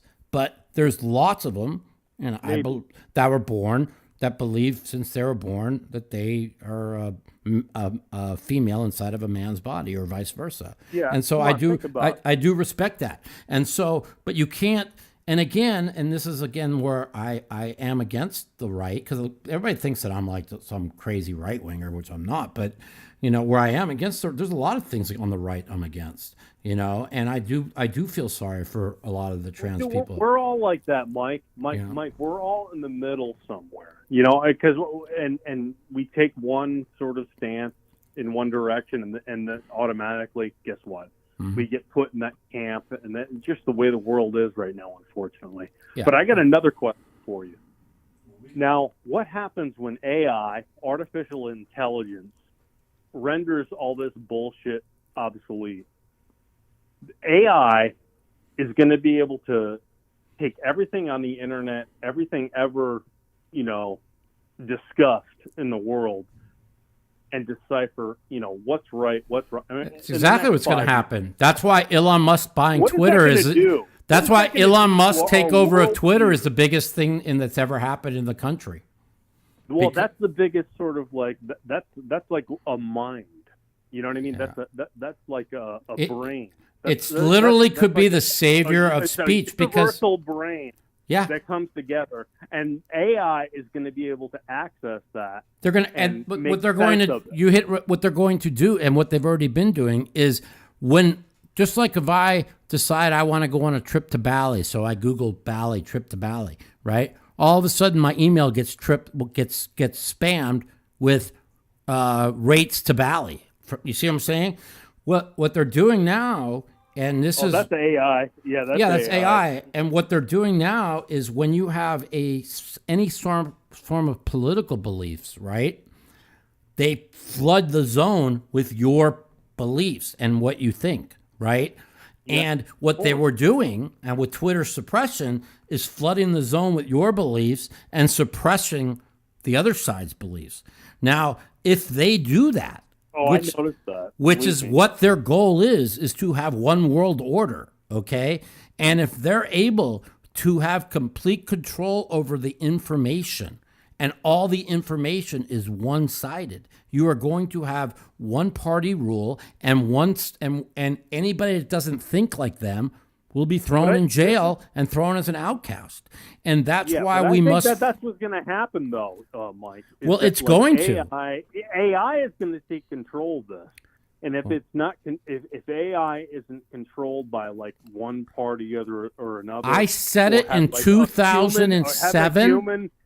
No, there's different kinds of AI. There's like a human-controlled AI and a completely non-human controlled AI. Mm-hmm. And if you have like one or the other, well, of course, if you have like nefarious actors that want to take control of it, well, you can guess what's gonna happen. You're gonna have a one world order. You've heard Elon Musk say you've heard him say he goes next I'm gonna buy fucking Facebook and delete it. You know, he said that jokingly, right? But he's right. You know, if we could delete Facebook, the world will be a better place. And I mean that from the bottom of my heart. Well, you know why? Because it doesn't agree with your worldview. Because we can't have AI. You can't have AI taking over. No, it's not just Facebook with AI. It's Instagram. It's everything. It's everything. AI is going to be AI. It's not. No, I mean, I threw Facebook out there just as one of the things. Taking over because he's doing. I think you're thinking of the virtual reality thing. Yeah. And here's my question to you. What are we going to do, the world? Okay, about what have they done? Okay, we got to remember all this came from China. All the technology has come from China. Yeah, I got to get going to another caller in a second, but I'm gonna let you answer this. All the technology has come from China. They've got everybody hooked on their phones. You walk into a bar, a restaurant, everyone's looking at their phones, okay? It's disgusting. Nobody talks to each other anymore. Like, I have a rule, we go out to dinner, you're not allowed to be anywhere near your phone. You know what I'm saying?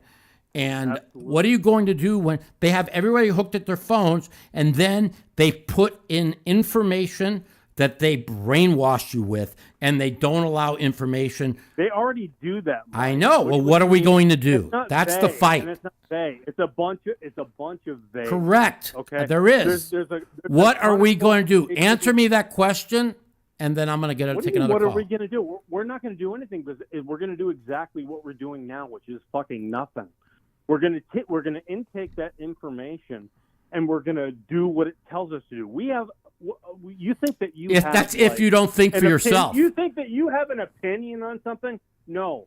Your opinions are largely assigned to you from whatever. If you don't think for yourself. Correct. If you don't, that's why I tell people all the time, think for yourself, do research for yourself. Don't just listen to what you hear. You're not going to be able to do that as soon as AI takes over. Yeah. And it there's going to be a time where you just Google, and the information that comes up, the answer is going to be what they want you to have the answer to be. That's what you're trying to say, right? It might be the right answer though, and it might be the right answer that's going to completely.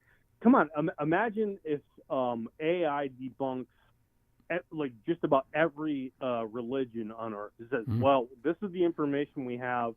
We've gone through every single possible thing we have here.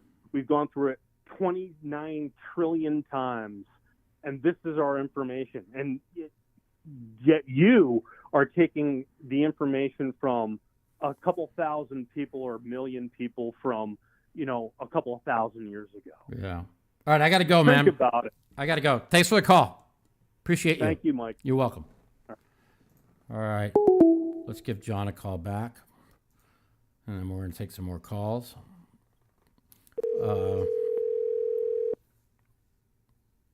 Yeah, very interesting. Hello. John, what's up? Welcome to Mouthpiece, my friend. Hey, Mike. How are you feeling? I'm doing okay. I just wanted to call in on the 100th episode. Oh, congratulations, man. Thank you, John. I appreciate you. And for all you, everybody out there, is John Garza. He's a very good friend of mine. We are complete opposite politically, but we're very good friends. And we talk about everything together. And he's one of the he's a very sane Democrat. He's not a crazy person. And and so we agree to disagree. Most of the time we disagree, but we sometimes do agree.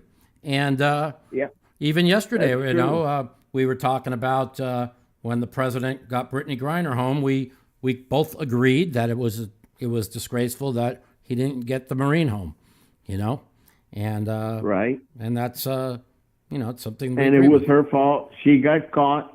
Exactly. If it were you or me, we'd still be in prison. Now, well, for sure you, I'd have a 1% chance. I'd have a 1% chance. I'd have a 1% chance. There. You'd have none. Yes. And that's the thing is that we try and talk about is a two-tier justice system. And one of the reasons why a lot of people like me is I try and relate with working class people. I try and relate with people that are not so fortunate. It's very easy for me to be one of the poker players that relates with a rich poker player.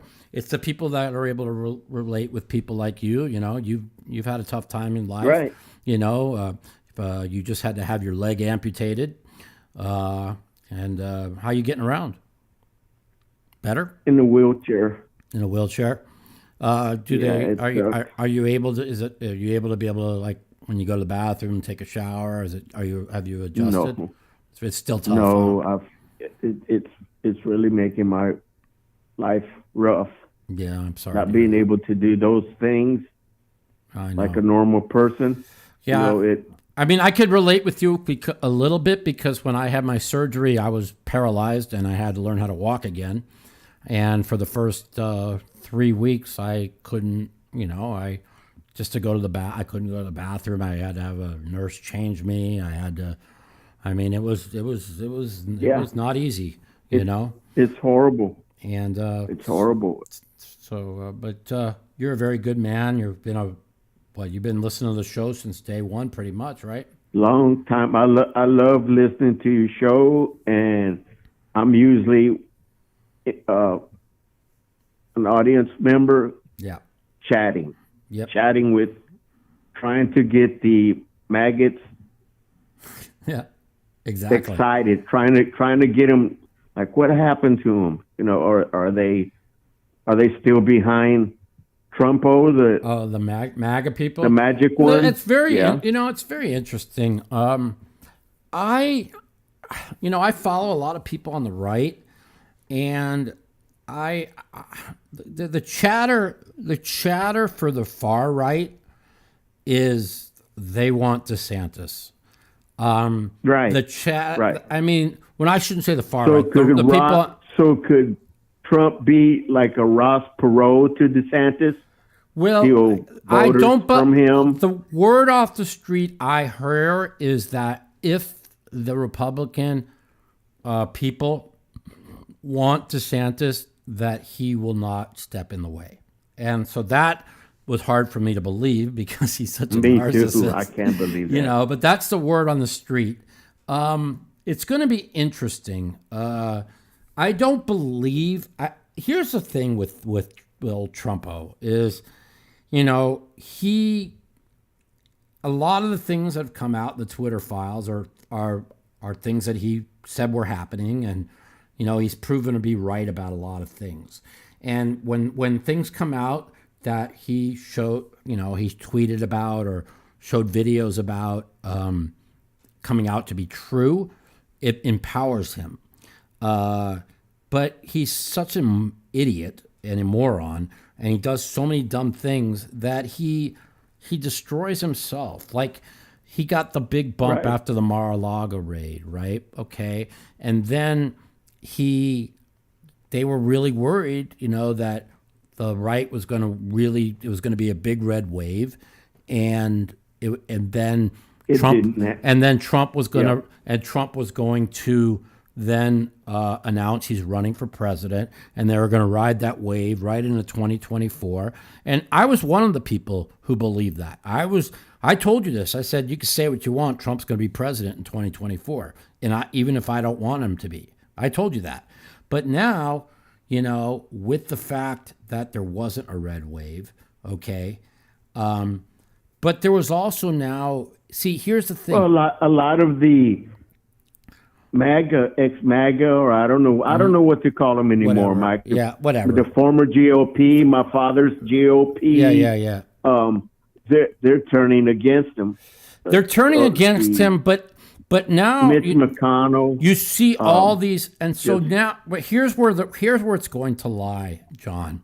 Okay, when these Twitter files just come out and they showed that the governor that won Arizona, they had Carrie Lake's tweets suppressed, and they're showing how they put their foot on the 2022 election as long as the 2020 election. Will this be enough of a story that the right is able to keep going into 2024 to get Trump in and to get people behind Trump? Or is it going to be, is the story going to be, well, yes, they did this, but Trump's too toxic and we want DeSantis? You see what I'm trying to say? If if he's able to flip the narrative, okay, which he's always been able to do. He has been they've had him like shot in the head with 6 bullets like 20 times, and somehow he lives every single time, right? And for some reason, and this is somebody who used to be a big Trump supporter like me, and you know that, who as a person, I told you I couldn't even stand him, and I held my nose when I went and voted in 2020. Honestly, I can't see myself. I can never vote for the Democrats for different reasons, but I could also tell myself I cannot go vote for Trump, right? Like Alex Berenger, right? He was suppressed off Twitter. He has a lawsuit against the White House because the White House had his tweets taken down. They have proof of it, right? But he says if Trump's the nominee, he will not vote for Trump, right? There's a lot of people like that. So now what comes out is... Yeah, but I'm also surprised at all the people that will vote for him. That's what surprises me the most, Mark. Because, Mike, like, look at Herschel Walker. Mm-hmm. How does this dude get any votes? Okay. It's just like voting for Trump. They're both morons. Okay. So there's no difference. Okay, so I'm gonna ask you the same question. Okay, how does anybody vote for John Fetterman? He can't speak. He had a stroke. He came to the debate, said good night, everybody. Okay, he can't even. Okay, he couldn't. He's been in office. At least he's been in office, right? But it doesn't matter. He's brain dead. Herschel, because he was a football player. Okay, is that why they voted? But what for I'm him? trying to say is again, Joe Biden is completely. God bless his soul. Okay, the guy's brain dead. Okay, what he was in 2020, he's 10 times worse Mike, now. I would still take him over Trump. And that's the difference. Him brain dead. You can call him old. But Trump, I'd still take him over Trump. That's the difference. I wouldn't. and as much as I hate Trump, if it's Joe Biden against Trump, it's like look what Joe Biden's done to the country. Being if you're people for the working class people, the inflation's through the roof. The gas prices. I am for the working class people. Trump did nothing for them. Trump did nothing for him. I don't know where all of this bullshit comes from, how great he was for America and all the things he did. Well, all he did was pass a tax break for the rich. Okay, you say it's for the rich, but how did that help me, Mike? Okay. How is that going to help me? When Trump, listen to me, John. When Trump was in office, it was lowest Latino unemployment in American history, lowest African American unemployment in American history, lowest. Everything was the lowest in American history until COVID hit. Okay, so if you're and now with Biden in office, everything's the highest it's ever been in American history.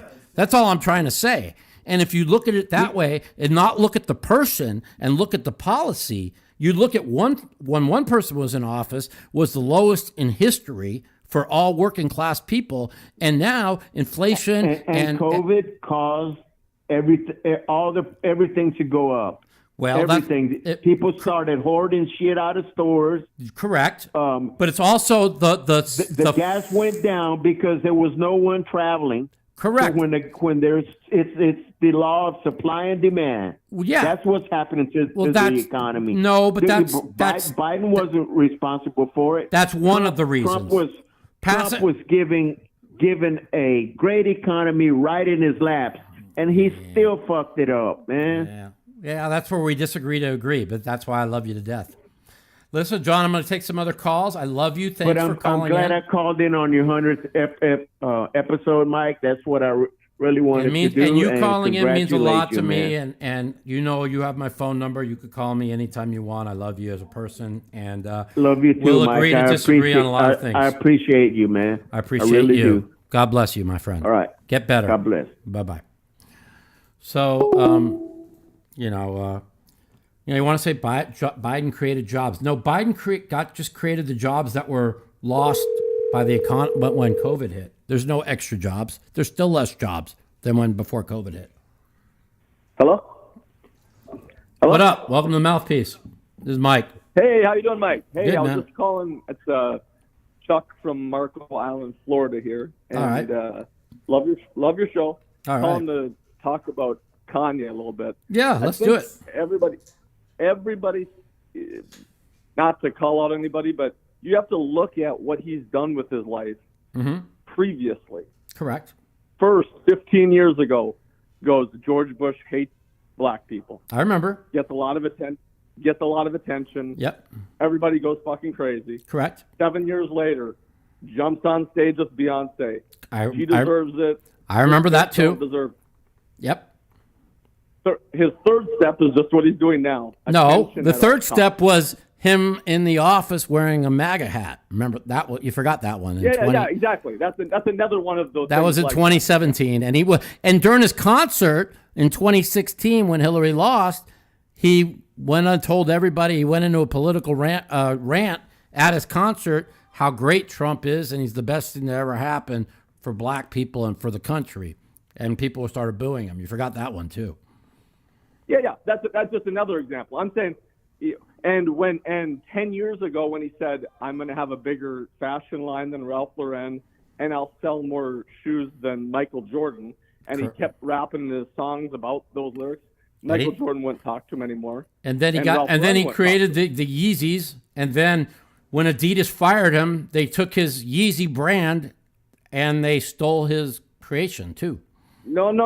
That's where that's where you have it wrong. Oh, that's what I was just told. He was trying to negotiate break contracts. Okay, and, I don't know the. Same I don't with know. Nike before. Okay. He has $500 million coming. Wherever Kanye is at, whatever he changes distributorships of whatever he wants to fucking sell, it always sells out. Right. My son, I've been buying these Yeezys for $1,200 for my son over and over and over again. It's just like the Jordans, you just add a zero. Right. The guy, whatever he does, Gap is irrelevant. Right. Adidas is irrelevant. Okay. Kanye West, no matter what he fucking does, every time he says he's going to do something, it always happens. He still is worth. His net worth hasn't changed. Well, he's supposedly he was worth $2 billion. No, he was worth $12 billion. 12, not 2. 12. I heard he was worth more money. Now, when he went on Alex Jones, or even when he went on Timcast for like 8 minutes, he says that this is what I'm just going by what he says. Now, I know nothing about Kanye West except for the I hate George Bush and the Beyonce thing, and then the MAGA hat thing. Other than that, I've never listened to his music. I don't know nothing about him. Okay, but I know this: when he went on Timcast for the first few minutes before he walked off. And then when he went on Alex Jones, whatever, he says that God has spoken to him, and that we know he's a narcissist, okay, and that like he thinks he's Jesus Christ, and that God has spoken to him, and that God wants him to leave this earth with nothing, and the materialistic things are nothing, and the only thing that he's meant to do for the rest of his life on this earth is to preach the word of God, and for him to leave this earth broke. Now, that's his own words. So, I'm the number one Kanye. I've been, okay. It's hard to find someone who loves him more. I agree. He said that, but you got to look at his actions. He sold everybody. Yeah, and he is. Isn't that worth if you actually study it? Mm-hmm. He used to joke about it. He goes, well, he's the richest black person that's ever lived in the world. I agree, but I think you made a mistake. I think you're wrong. I heard two. He changes companies now. Here's what happens. I heard it was. You heard two, but I heard it was two, and then after all the shit that he lost, he's worth like less than $500 million. He hasn't lost anything. Okay, well, I don't know. Adidas next year was scheduled to pay him $500 million for Adidas. His clothing company's bringing this. He was worth. I mean, literally 6 months ago, he's worth 12. And listen, there's a lot of things that Kanye said on Alex Jones that I agree with. Okay, Kanye's biggest problem is he says it the wrong way. Okay, listen. I'll be the first one to admit, and I'm a Jewish person, and I'm a religious Jewish person, that what he says is true. But it's not because they don't have the power in the music industry and in Hollywood because they're Jewish. They just happen to be Jewish that are the leaders. See, that's where he groups people together, and that's his. Well, because Mike, let's cut the BS here. Yeah. Here's what happens. He has all the talent. He is the thing. These all of the people that have worked with him over the years, which most of them are Jewish, they're working together to try to get money out of a guy. And here's what happens when you're borrowing money, like, I own restaurants. When I go to a bank and it just so happens that most of the fucking banks are owned by Jewish people, they're friends with each other. Yeah. They actually work together to artificially keep rates higher in a local community in Of course. Southwest Florida. I know that sounds. I know you're right, but it's not because they're Jewish. They just happen to be Jewish. No, they are. They're all. No, they are. No. I know, Jewish but that's ones not why actually they're do that doing it. together. You understand what I'm saying? You're missing the point. Okay, that it's not because they're those same people were Argentinian. Okay, they wouldn't be ganging up on and for the rates because they're Argentinian. Here's what's going on though. Okay, is that the culture and smart business? They're just good business people. Mm-hmm. But the white guy like that's a Midwest guy that comes down here, retires, whatever. He's used to doing everything himself, borrowing money from a local bank, not really working together with anybody. Right. The Jewish culture is everybody works together and we cut out everybody else. That's a trope. That ain't true. That's just a trope. Okay. Well, I'm just. I actually think it's smart. I don't. If you think about that, like when Kanye says, "Well, the Jews," or right, it'd be like saying that's a smart business strategy. But what if I said? But what if I said, "Oh, look at the crime. It's the blacks," right? That's what a lot of people want to say, right? But that doesn't mean that the guy next door to me who's black isn't my best friend. You see what I'm trying to say? No, it doesn't mean that. And it doesn't mean, I actually think that Jewish people are a lot smarter. Yeah. It's just like Chinese. Chinese do the same fucking thing. Right. They go, we'll sell shit to you, but you ain't doing the same shit in our territory. That's just smart business. Jewish people are just good at business. They are. They're smart. And again, but why are they smart? Why are they have an edge? And again, this goes back to where it goes back to education. Okay.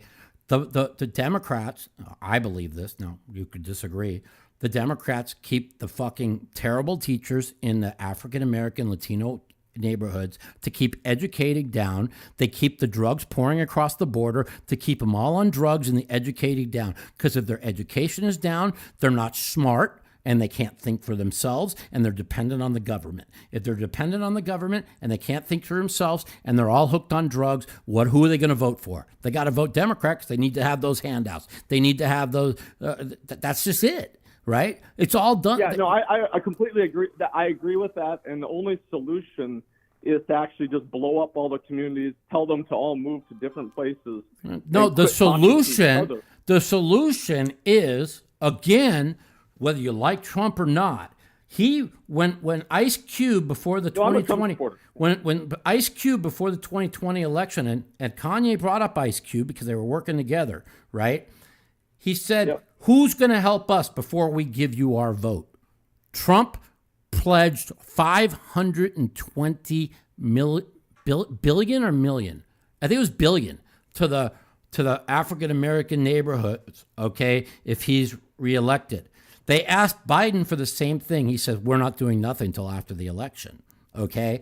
So the point I'm trying to say is, who is going to be the Ice Cube of America? I hope it's Ice Cube again. Or who in the black community is it going to be Kanye? Or is he going to be ostracized for his Hitler comments?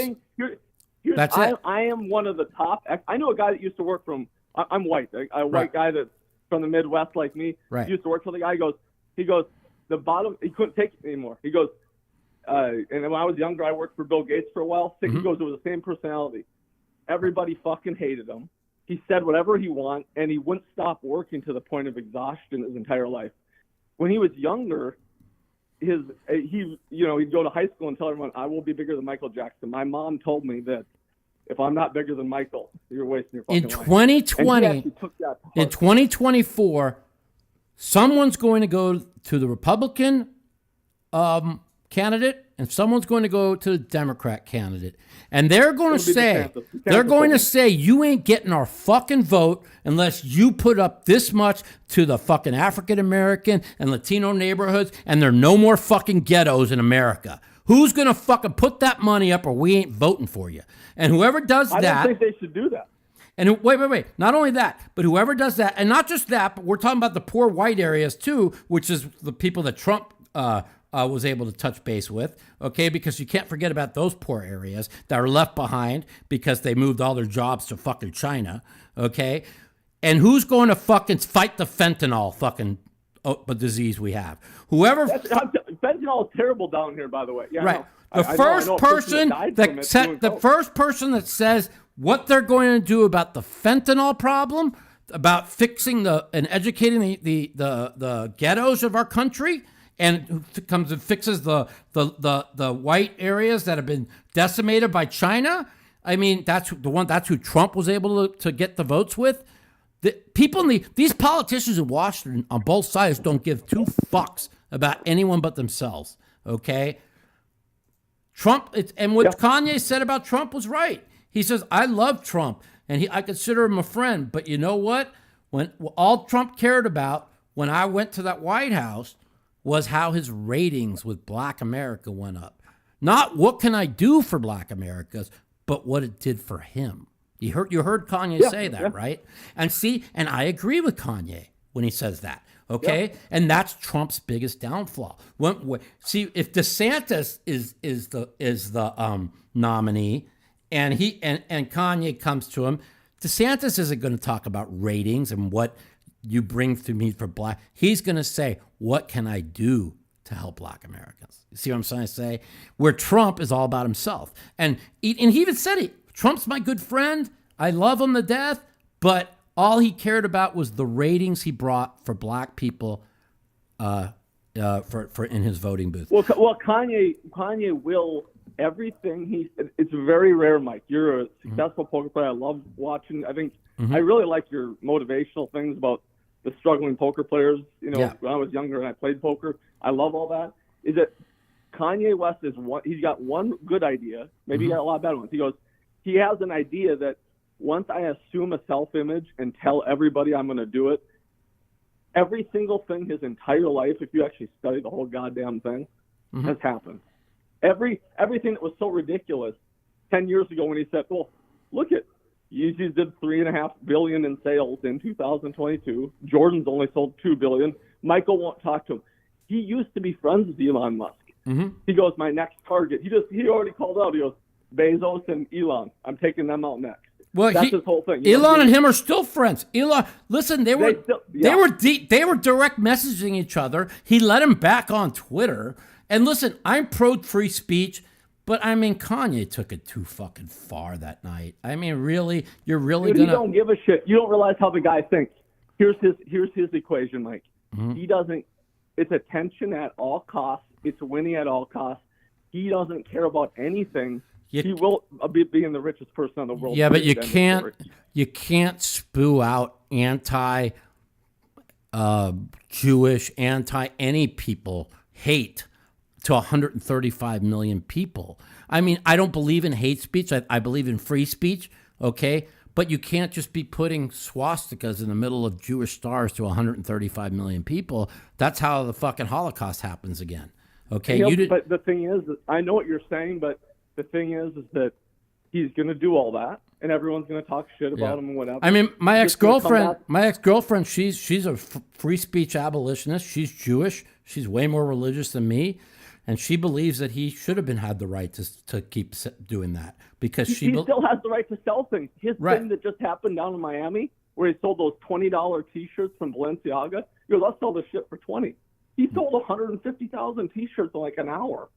Yeah. I mean, they're all lined up and just grab. I mean, there's just very few people in the world that are like. There's actually nobody. He actually thinks what he's done is. I mean, I know it sounds crazy, but I mean, you get this a little bit from Phil Hellmuth too. Yeah. He has some what other people look at as delusional ideas, and everybody his entire life. Well, the thing is like even with what he was saying, the pro-Hitler stuff, he wasn't saying pro-Hitler stuff. What he was saying, if you listen closely, is everybody in the world brings something good. Okay, and he sees you got to look through the words, right? And I told people, and including my friend Matt Brooks, who's the head of the Republican Jewish Coalition, he thinks, Kanye West anti-Semite or whatever. I said, look through the words. All he's trying to say is, I love everybody. God has told me to love everybody, to find good in everybody. Okay, and see me personally. I've always done that, okay? The only person I can never find good is that piece of shit Chris Torina that fucking stole all the money from me, right? But because I don't believe there's any good in him, you know. But there's you know, and people will say, well, there's, you know, their answer is, well, you want to say there's good in Hitler. If Hitler saw you tomorrow, he'd gas you tomorrow. And you know what? He probably would, okay? But that doesn't mean that Kanye is a bad person to try and find good in somebody. You see what I'm trying to say? And that's and that's all he was saying. And of course, the media is going to run with, he wants that to happen. He was the inventor of the guy that he had him, you know, working with the paparazzi and working with the media. He wants all this to happen. He's the smartest person in the world. You got buddy used to work for him because there's nobody smarter. He's on a genius level. It's going to be interesting. I do think, you know, he only met what's his name, Nick Fuentes, like 3 weeks ago. I mean, palling around with Fuentes and Milo is probably the dumbest thing he's ever done in his life.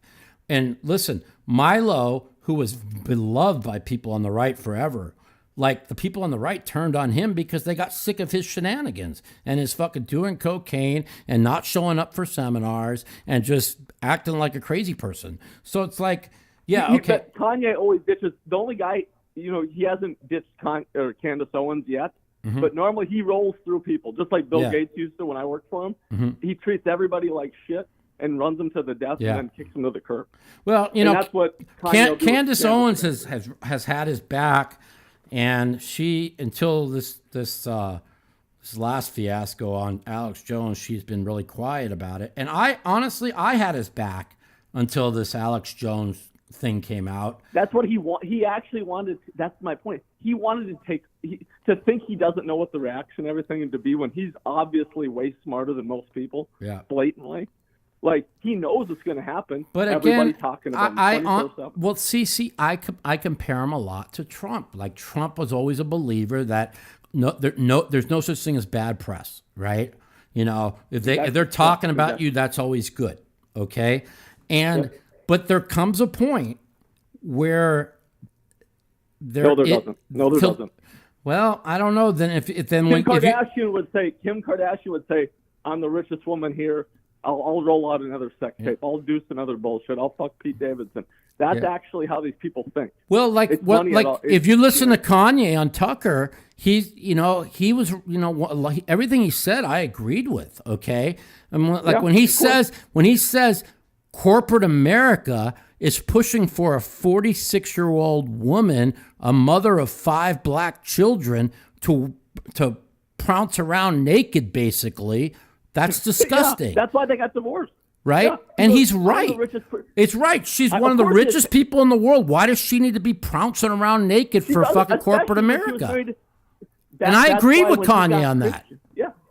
And Kanye goes, I gave you everything. I'm worth $10 billion. I took a girl and he used some of his strategies with that fashion line Kim's got and made you $2 billion. Now stop all the bullshit.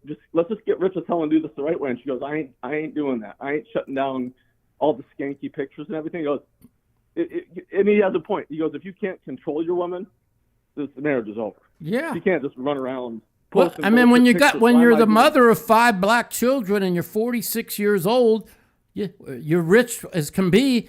You raise your kids and you be with your husband. You don't need to be prouncing around naked at 46. Especially when your husband's worth $10 billion and she's worth $2 billion. And when he said that on Tucker, I agreed with him. You know, everything he said on Tucker, I agreed with. Everything he said until he jumped on fucking the Netanyahu craziness and Alex Jones. No. But Mike, you're Jewish. Yeah. And I'll tell you right now, in the scheme of the world, who gives a shit? Oh, yeah. There's actually people dying out here, like you said. Well, honestly, I was like crazy. Let me tell you why it bothered me. You want to know why it bothered me? Because I wanted to see Kanye West run as fucking Trump's running mate in 2024, and I thought it would have been I thought it would be absolutely unstoppable, complete landslide, every black vote you could get out, and now I think he's destroyed it. And I think he took Trump down with him, and And I think I don't, and now I don't know what's going to happen, But I thought DeSantis will win in 2024. Kanye will eventually be the president of the United States at some period. I don't believe it's possible 100%. now. No possibility. Zero chance. People have been writing them off. Zero chance.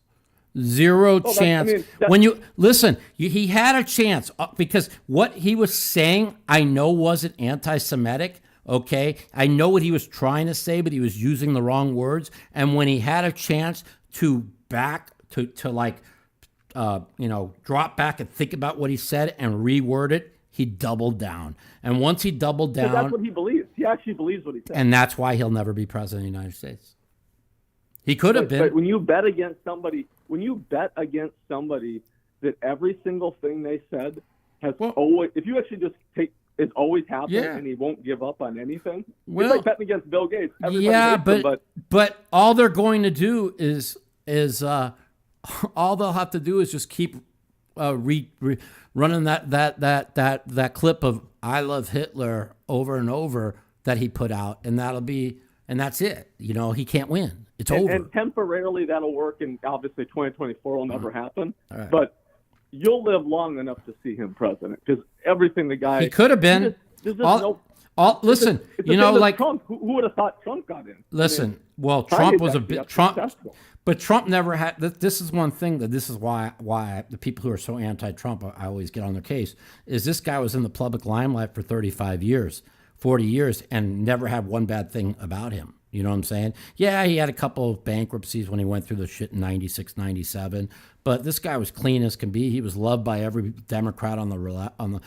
What's amazing is the Democrats love people when they're on their side, and as soon as they disagree at all with any of their side, they turn on them. Like Elon Musk has done more for left-wing politics for the people on the left than anybody in the whole entire generation in the world. And now all of a sudden he comes out and says, vote Republican, and is exposing what the Democrats did. And now he's the devil, right? But it's not that. Nothing's changed. If you saw what he put first, when he put that little stick figure for where he voted for Obama, and he even voted for Biden in 2020, right? And he says, I haven't moved. And he shows the little stick figure and he shows the people on the left just crossing him. And he's just the same liberal Democrat that he's always been, but they've moved so far left that he's now a Republican, You got it wrong. The Democrats aren't moving way more left. Our society in general is that way, Mike. Well, that's because of the AI. That's because of the AI and the way that the media is pushing. Yeah, exactly. But people repeat what they're around. Exactly, and this is what the last caller was just talking about, AI and shit. It's not even AI. It's whatever people see as being a normal thing to do, they'll do. I never got into drugs, but if I was in Vegas and I lived there on the strip long enough, I'd end up doing cocaine. Well, that's what happened. That's what happened to me. I didn't do any drugs till I was 31. Exactly. But if you're right. Like if you're around something long enough and people are telling you this is the way it should be, or do this. People aren't. There aren't really that many gay people out here. No. It's the fact that what happens is, or trans or all this other bullshit, is that what happens is they start striking out with their own sex, getting drunk, and then watching. I've told people that. Yep. Very true. I know a person, a relative, who this is a crazy story, but I'll get fun with it. My wife's distant relative came into town and goes, "Can you go out to the bar with him?" I go, "I don't drink, but I'll bring him around to a couple of spots." He literally, I don't know if I should say this online, he literally went out and got very drunk, bigger guy, doesn't get any women, got nothing going on in his life, probably 25, overweight. Yeah, whatever. Yeah. I bring him, whatever, don't matter. Starts literally groping women, grabbing women's between their. I gotta get out, dude. You gotta get out of here. But he's way bigger than me, drunk as shit. Right. So he goes out just trying to basically molest women in these clubs and bars. I'm like, dude, I told my wife, she goes, "Oh, I don't believe."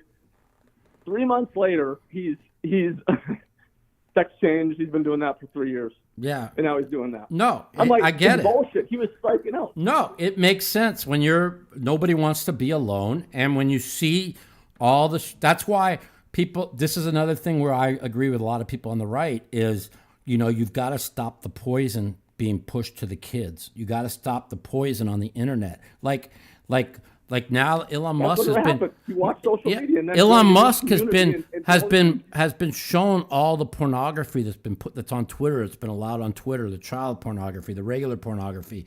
Think about when we were growing up, right? NC-17, I remember we used to have to sneak into NC-17 rated shows, right? Or go with a parent, right? Now on the internet, you got 10, 11, 9, 10, 11, 12-year-old kids just could turn on any porn they want, and that's really bad. Like, I really believe I really believe the internet, to join the internet, you have to have an ID.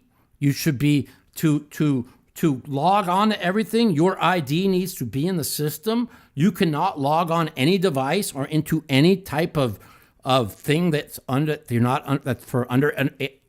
for over 18 people. Like now you can just say, are you over 18? Click a box and you're in. No, there needs to be identification, whether it's retinal ID or to your device where your eyes scan in or your device can't go on. But this is unsustainable. What our kids are being exposed to in this day and age. Mike, it's bigger than that because the college right down where I live here, people, the morals of the left is not doing anything wrong. They're just appealing to people that already have no morals. Right. That's what they're doing. Right. They're actually like a college campus. Realistically, you're getting a degree in alcohol, drug abuse, and sex. That's it. Most people are spending way more. Or gender studies. Don't forget gender studies. Yeah, yeah, exactly. Like it's not like Instagram. If you actually study who's successful on it, it's women with no clothes and basically guys jacked to the ceiling on steroids. That's and you ask yourself, when COVID came, where did all the workers go? Nobody has anybody to work, right? Well, OnlyFans is like the third biggest site in the world now. Well, I guess every man put their wife on OnlyFans. Is that what happened? I mean, I heard you when you said that. That is, I was laughing my ass off. You're very entertaining. Think about it. If you're this sounds crazy, but if you're like 18 to 25 and you're a good-looking woman, right? Like before, you weren't guaranteed to meet a good husband. Just because you're hot doesn't mean you're gonna settle down with a good husband or whatever. Now they just jump on OnlyFans.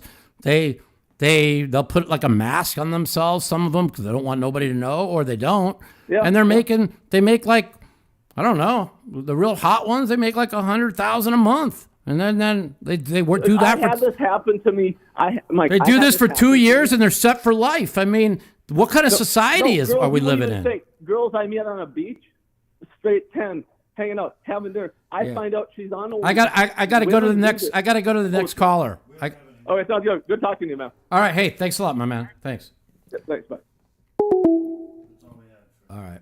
We're going to take one more caller, and then I'm going to make a decision who I'm going to give 1% to. I've actually never spent a quarter on OnlyFans, to be honest with you. I have people that I used to follow, a couple of porn stars I used to follow and stuff, but and then they used to send me OnlyFans. I've never gone to an OnlyFans page, so I don't know. Welcome to Mouthpiece, Mike. Oh, Mike, how are you doing? It's Daniel from Mexico. Hey, buddy, how are you, man? One of my good friends. How's it going? Congrats on your 100th show. You're doing a really good show today. Yeah, we got a lot of energy. We got a lot of poker talk. We had a guest. Etay was on. She's talking about her win yesterday. Talking about politics. We're talking about OnlyFans. We're talking about porn stars. We're talking about Kanye. We're talking about NFL. We got it all going today. You've had an awesome show. We forgot about Man of the Year. Yeah. Oh, yeah. Elon Musk, Man of the Year last year. No. The Man of the Year is Zelensky. Oh, really? They made Zelensky that fucking political hack Man of the Year? How can that possibly be? Because it's all politically driven. See, the real world doesn't know how corrupt Ukraine is. Ukraine is the third most corrupt country in the world, right? Trump had all the goods on Biden. That's why they impeached him over the phone call, okay? He had all the goods on Biden. And now once Biden's president, now all the corruption and all they can siphon all their... How about SBX? All the millions that they were siphoning through Ukraine with other people's money with SBX and FTX, I mean. This is like so big, and people don't even understand. Unless you follow it like I do in the real world religiously, you don't know what's going on, okay? FTX was a fucking, was put in to take crypto out, okay? This was all done on purpose, okay? This way now they could sit there. Now the big jump for Bitcoin is not so big. Now they could say, oh, it needs regulation. This is all fucking done on purpose. And they were fucking sitting all that money through FTX to Ukraine, siphoning it. Man, Zelensky, what a fucking loser this guy is. But people, listen, when the media tells you that Ukraine was an unprovoked attack by a madman in Russia, that's what they want you to believe. Except if you follow it since 2008 and 2014 when he annexed Crimea, and what he told the West what was going to happen if they kept pushing for Ukraine to be in NATO, well, then we end up with the war that we have. See, well, you have to feel sorry for the people. I lived in Kiev for 9 months. I feel terrible for the people. They're terrible. No, they're getting screwed over like no people on the planet. Yeah. And Zelensky's Man of the Year. He's probably going to get a Nobel Peace Prize coming up next. Yeah. Meanwhile, he's the president of a country that's at war, but he's on every talk show and every fucking political show, and he's on the magazine covers, like doing photo shoots with his wife. Like, I guess the war's not that important, is it? Because it's all for optics. Everything's optics, man.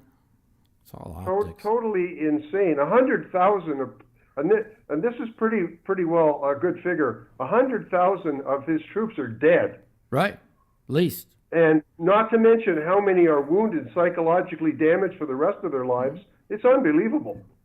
And how about how they attacked Elon when all he came up with was an idea for peace, right? He's trying to broker peace because he doesn't want World War III, okay?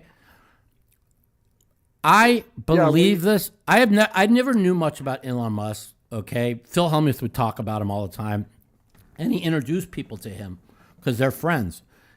And Daniel used to talk about him all the time with Tesla. Daniel has 2 Teslas, whatever. And I didn't really know, whatever. I knew about the SpaceX thing. I knew about Tesla, and I only found that out in the last couple of years.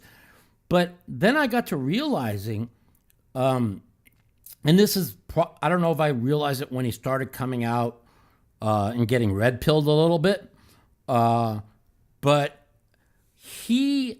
when he said we must protect free speech at all costs, the man spent $44 billion to protect free speech, and the left hates him for it.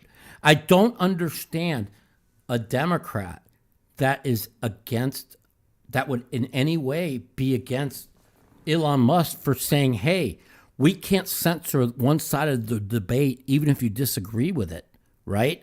Like, I don't want anybody being censored. There's a million things on the left that I completely think's insane and I disagree, but I want you to call into my show and talk to me about it. See what I'm saying? The left wants your side to no debate about it. You're wrong. We want you censored. And that, as an American citizen, to even be that brainwashed, that comes from being brought up. That's lower education. That's being brought up through middle school, junior high, high school, and college. That speech is bad, and how else can they be thinking like this? How could 69%? Back in the 70s and 80s. How could but the left was the pro-free. The left was always the pro-free speech party, even in the 70s, 80s, 90s. Why all of a sudden is the left anti-free speech and pro censorship? You see what I'm saying? It's got to be in the education. Like smart people on the left, like people I know, like even my friend John, who just called. I mean, he's my age. He's a Democrat. I mean, he doesn't want anybody's speech being censored. And he hates Trump's guts. But people like watching Brandon Wong in chat. He's like, I hate Elon Musk. Why? Because MSNBC tells you he's bad because he wants free speech. I mean, here's the guy. Did you see the CEO of Netflix, and you know how far left Netflix has gone, right? And they wanted the comedian, what's his name, removed, Chappelle, and he said, nope, Chappelle will not be removed. If you don't like it, get another job, right? Well, he saw their stock pummel 40% Netflix, right? Because they were gone way too woke and way too left, right? Well, the CEO come out.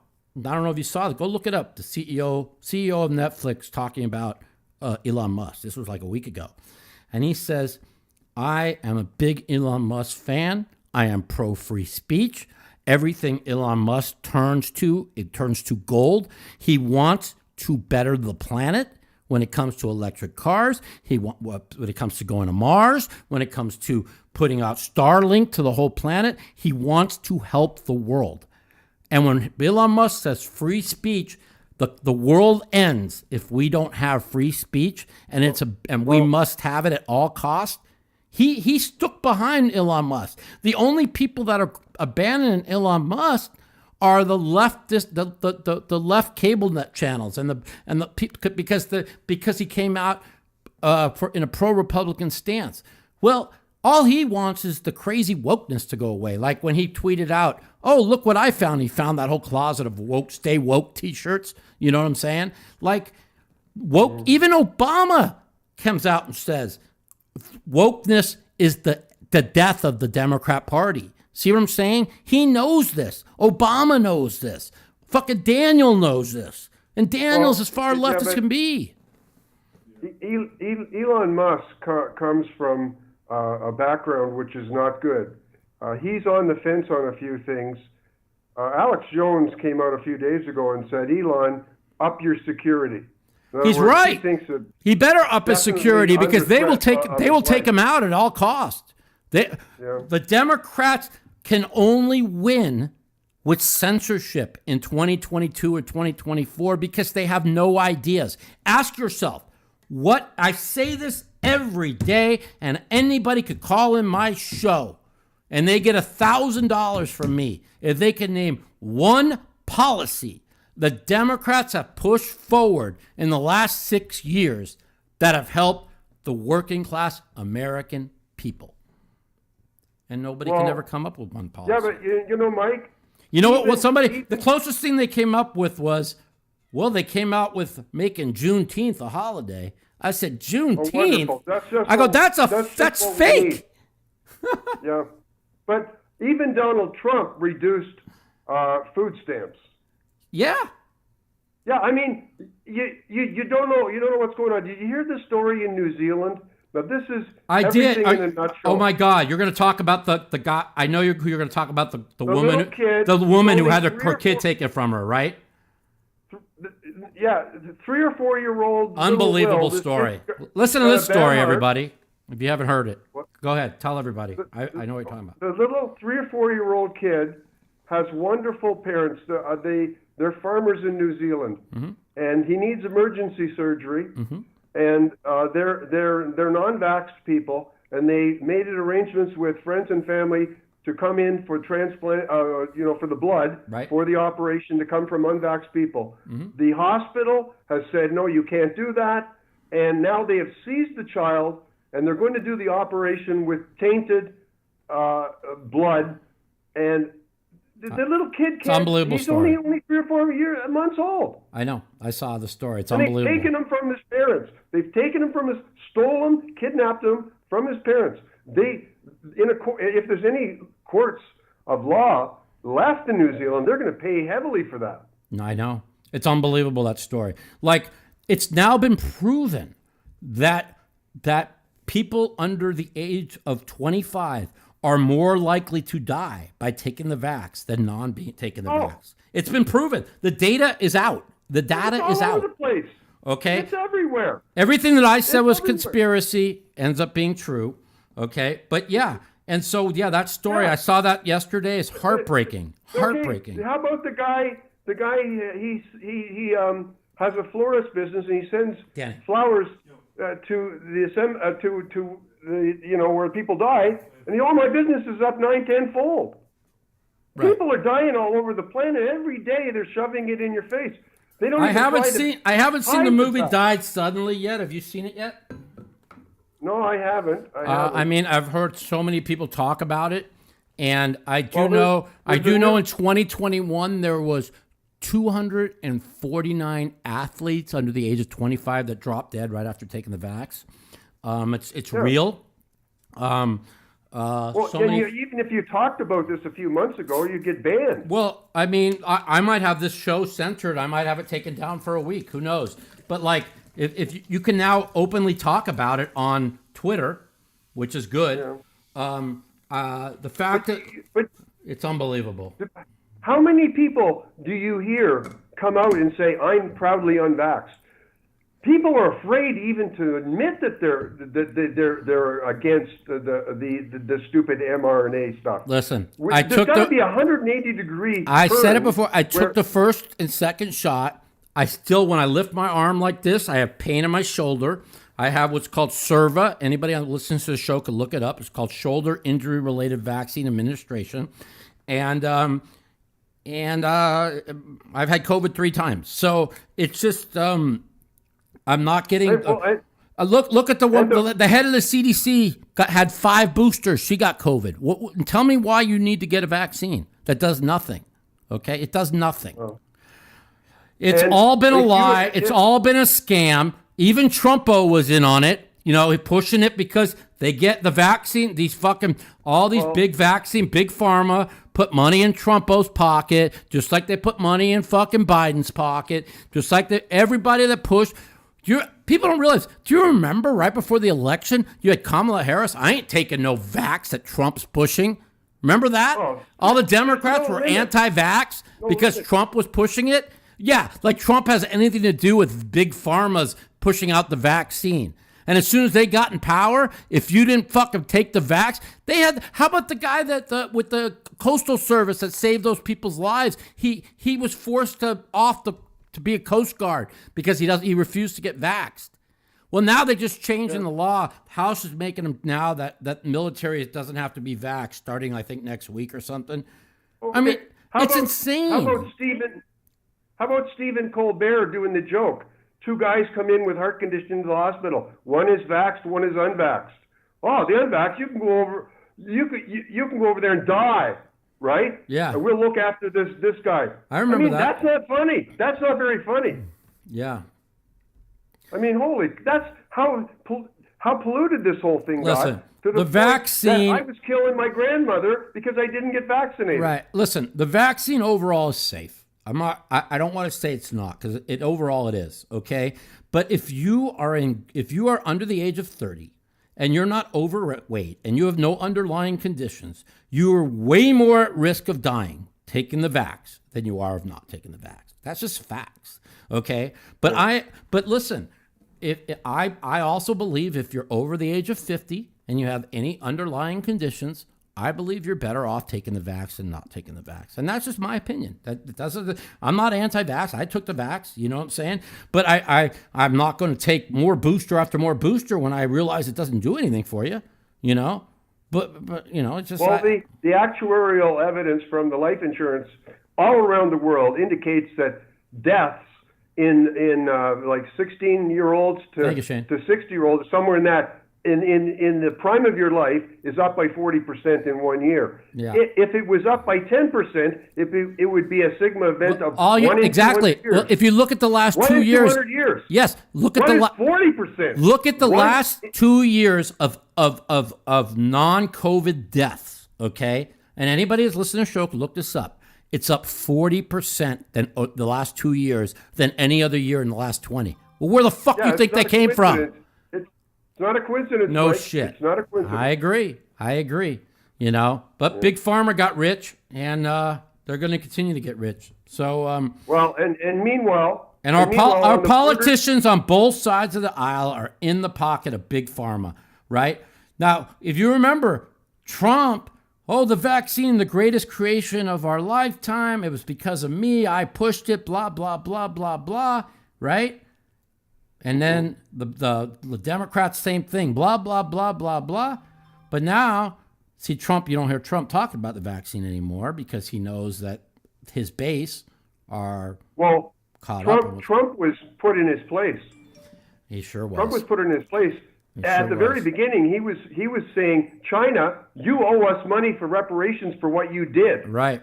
He still is. And he still believes that. They wouldn't let him talk about that anymore. Exactly. Because everyone is Why did that happen? They're all, because listen. the Americans are the one that unleashed this thing. They invented it and they unleashed it.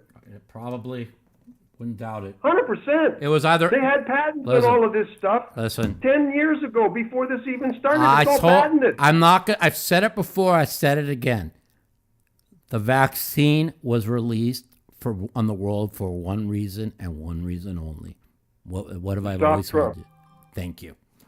And if you take out 6 million people, you take out 6 million people, okay? People, look at your history. Mussolini, 10 million. Fucking Stalin, 10 million. Hitler, 20 million, okay? You think they give a shit about 6 million people if they could stop somebody from that's stopping them from your agenda? That's it, okay? Yeah. And that's why... And meanwhile, the Russians have 550,000 troops amassing all around Ukraine. They're in the south, they're in Belarus in the north, they're getting ready to do some offensive this winter with 1,500 tanks. Listen, and the Russians, this is going to be the Russians are not even a threat. Okay, they're a small economy. They're nothing. Okay, the threat to this country, and now you have to also look at what's going on. Like there's a worldwide Adderall shortage. There's a worldwide shortage on antibiotics. It's because they've closed all the factories in China because they've got them all locked up with zero COVID, and there's no way, and because we're all dependent on China, which is Trump. One thing you say about Trump, he's been saying since before he was fucking running for president, we must get ability to make medication in the U.S. We cannot be dependent on China. We must not, but all the politicians get rich with money under the table with China, and that's just what's going on. And it's, listen, Trump was right about a lot of things. He was just the wrong vessel. You know what I'm saying? But the policies. You don't think that we need Trump to come back in 2024? I think we need him back because he knows what's going on in the Hill. I think he's battle tested. Okay, here's what I think. Okay, I think he's a fucking idiot. Okay, I think his policies. We need his policies, or someone who fought for his policies, or someone who fought. I just feel like DeSantis is Trump without the baggage. I can't. Yeah, but Mike, bear with me. DeSantis will get eaten alive. By who? In Washington. Eaten alive. I don't. I think he's pretty strong, bro. He's too nice of a guy. Too nice of a guy. He told fucking Disney, go fuck yourself with your woke bullshit, and he took away their tax credit. They fired the CEO last week, and they went back to the other CEO because the one they had was so fucking woke, right? You hear the saying, go woke, go broke? That's it. Netflix lost 40%. Disney stock went down 40%. You can't alienate half the country. That's the bottom line. Listen, I like DeSantis. I like him. Everything that he does is first class. But his time will come a little bit later. You need to get the real president back in. I agree. Trump won the second election. I agree. I mean, it's proven now. It's proven just for what Twitter did. They stole the election. Because listen, he only lost the election by 42,000 total votes in those 3 states. You flip 21,000 votes, Trump's the president. And if you think all the suppression that has just come out wouldn't have flipped, I mean, but I haven't been saying, people have been saying, like when he starts talking about, voter fraud, blah, blah, blah. What have I always said? No, I'm not for the voter fraud. It was taken you're right. digitally. I've always said this, digitally. I've said it since the beginning. Digitally, the suppression of the right wing and conservative voices to amplify the left wing voices to take the election. I've always said a that. major part of it, but all of the media. Look at CNN and Fox and all of them. They're all in on it together. Fox is the worst. And man. the ballot stuffing and Listen, all this. If the Republicans are to ever win another election, they better stop worrying about election day turnout and start worrying about ballot harvesting and early voting, because the Democrats passed all those bills for COVID to get all that mail-in ballot. Who even uses mail? I go to my mailbox once every 4 months. Who uses mail? The only people they use mail for is for elections. Think about that. Give me a break. Stealing elections. For stealing elections, exactly. Yeah. I agree with you, my man. No, listen, but Mike, if the Republicans don't win the presidency in 2024, heaven help us. It doesn't matter. It's over anyways. Well, yeah, I know. It may be, but if there's any chance at all, it can't be a Democrat. Yeah, I agree. It just can't be. They're saying Biden's going to run. There's no way Biden's running, dude. It's impossible. But then again, they got Fetterman in there, and he's brain dead. They fucking got Biden in there, who campaigned from his basement, brain dead. I mean, weekend at Bernie's too. We could have weekend at Bernie's too, or weekend at Biden's too. We'll call it. Biden is looking very strong recently. Yeah, really strong recently. He's got his gas down to like 2 or 3 a day. Well, he got Botox and yeah, I mean, he's looking strong. Did you see him looking through the window at those little girls? Yeah. What a creep the guy is. Yeah, he's something else. He's a total creep. He's something else. All right, my man. I'll talk to you soon. Take care. Thanks for the call. Yeah, nice talking to you, Mike, as always. Later. Yeah. It's funny, like Brandon will say, well, Trump voted by mail. Okay, go look at the vote by mail laws in Florida. That's why Florida was won by 20 points by the GOP, because they put the absentee ballot laws in, and certain laws in about voting by mail and ballot harvesting laws, where the other states don't have those. Well, enough politics. What else do you want to talk about? We've talked about a lot today. Yes, I'm holding the line open for Mike Mattisau. What's up, my man? Welcome to the show. Oh, my gosh, Mike, I can't believe I got through. What are you doing, man? I'm very, very excited. I've been running through my head with some. I'm sorry, I got home from working and kind of took a big bowl to the face. But I've been trying to think about what kind of questions I want to ask you. What do you think, being a Dodgers fan, what do you think about Trey Turner being not paying Trey Turner? Does that upset you? I knew they weren't going to pay Trey Turner. They already said they weren't going to. I thought it was a mistake. Oh, okay. See, I missed that. I didn't understand. Where did he end up signing with? The Mets? No, he went to the American League. Phillies. Phillies, that's right. Yeah, he said all along he wanted to be a Philly, and so that's why they said they weren't going to sign him, because he had already told them he wanted to be a Philly. So gotcha. Now, as a Dodger fan, I don't know what we're going to do. The bottom end of the order is horrible. I mean, I want to sign the guy that was on the Astros. I want Correa. They won't. I mean, this is stupid. Dodger management doesn't want Correa because he led the charge of the fucking cheating scandal in 2017, right? Oh yeah. Listen, yeah. Shut the fuck up and fucking suck it up and sign Correa. He's a must sign, okay? Listen, people are enemies all the time, and then they play with each other. Look at Russell Westbrook and Pat Bev hated each other's guts. Now they're teammates and best friends. It's not who gives a fuck, okay? You sign Correa. The Dodgers have to sign Correa. And if they don't, this is going to be the biggest mistake they ever made, because you already have a shitty bottom of the order, and it cost us in the playoffs last year. Listen, you got to sign Correa. Who else is out left to sign? I really don't know. I'll tell you what, Mike. I'm a big fan, and I'm almost embarrassed. I only found your podcast about a year ago, and I started from episode 1. I think I'm on episode 35. Oh, thanks, so man. don't spoil anything while we're watching this one. All right, sounds good. But I've listened to just about every minute though, and I'll keep going until I catch up. Yeah. I appreciate you, man. I appreciate you so much. It means a lot to me. But yeah, us Dodgers, we got to do something, man. I don't know. We got to sign somebody. We got to sign a couple hitters. We need somebody at the bottom end of the order and somebody to replace Trey Turner. And if we don't do that, we're going to win 106 games again, and we're going to be out in the first round again. You taking on Phil for High Stakes Duel 4?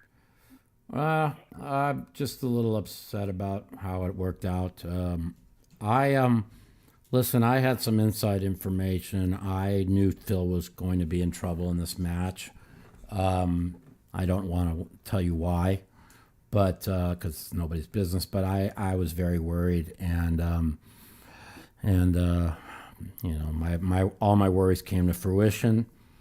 And I talked to Phil about it, and I explained to him why I was worried and and we talked about it. And you know, so listen, this is good for Phil. It's a little bit humbling. Everything bad has happened recently, a lot of bad things with Phil, and this is good. He needs to get humbled because, you know, just like I had. We're talking just straight poker, right? Like not something like. Yeah. And then just like I've had a bad. I didn't know where that was going. I've had a bad week too, and I needed a little bit of humbling. And going into the main event on Monday, humbling is good.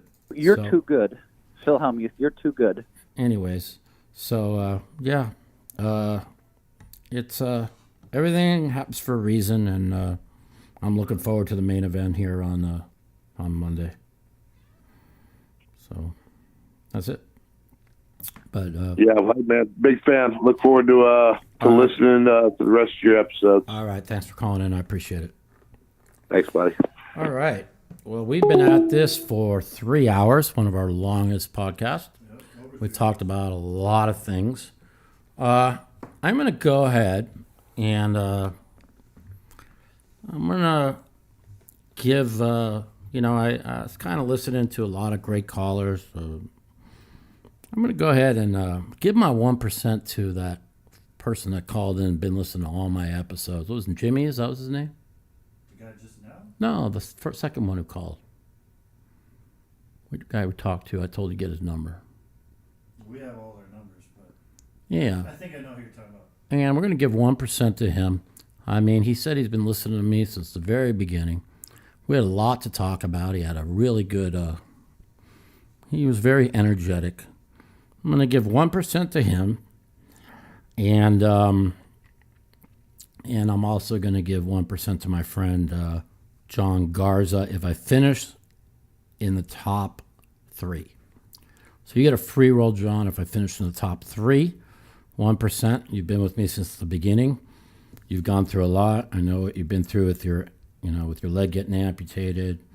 You know, we disagree on everything politically, but we're good friends, and you're a good man, and I know you've been through a lot. So if I finish top 3, I'm going to give you 1%, and I'm going to give 1% to the gentleman who was our second caller. Was he right before Garza? No, I forgot. I could have sworn he said his name was Jimmy. It was Jimmy, right? You guys? Are you guys listening to? I'm pretty sure it was Jimmy.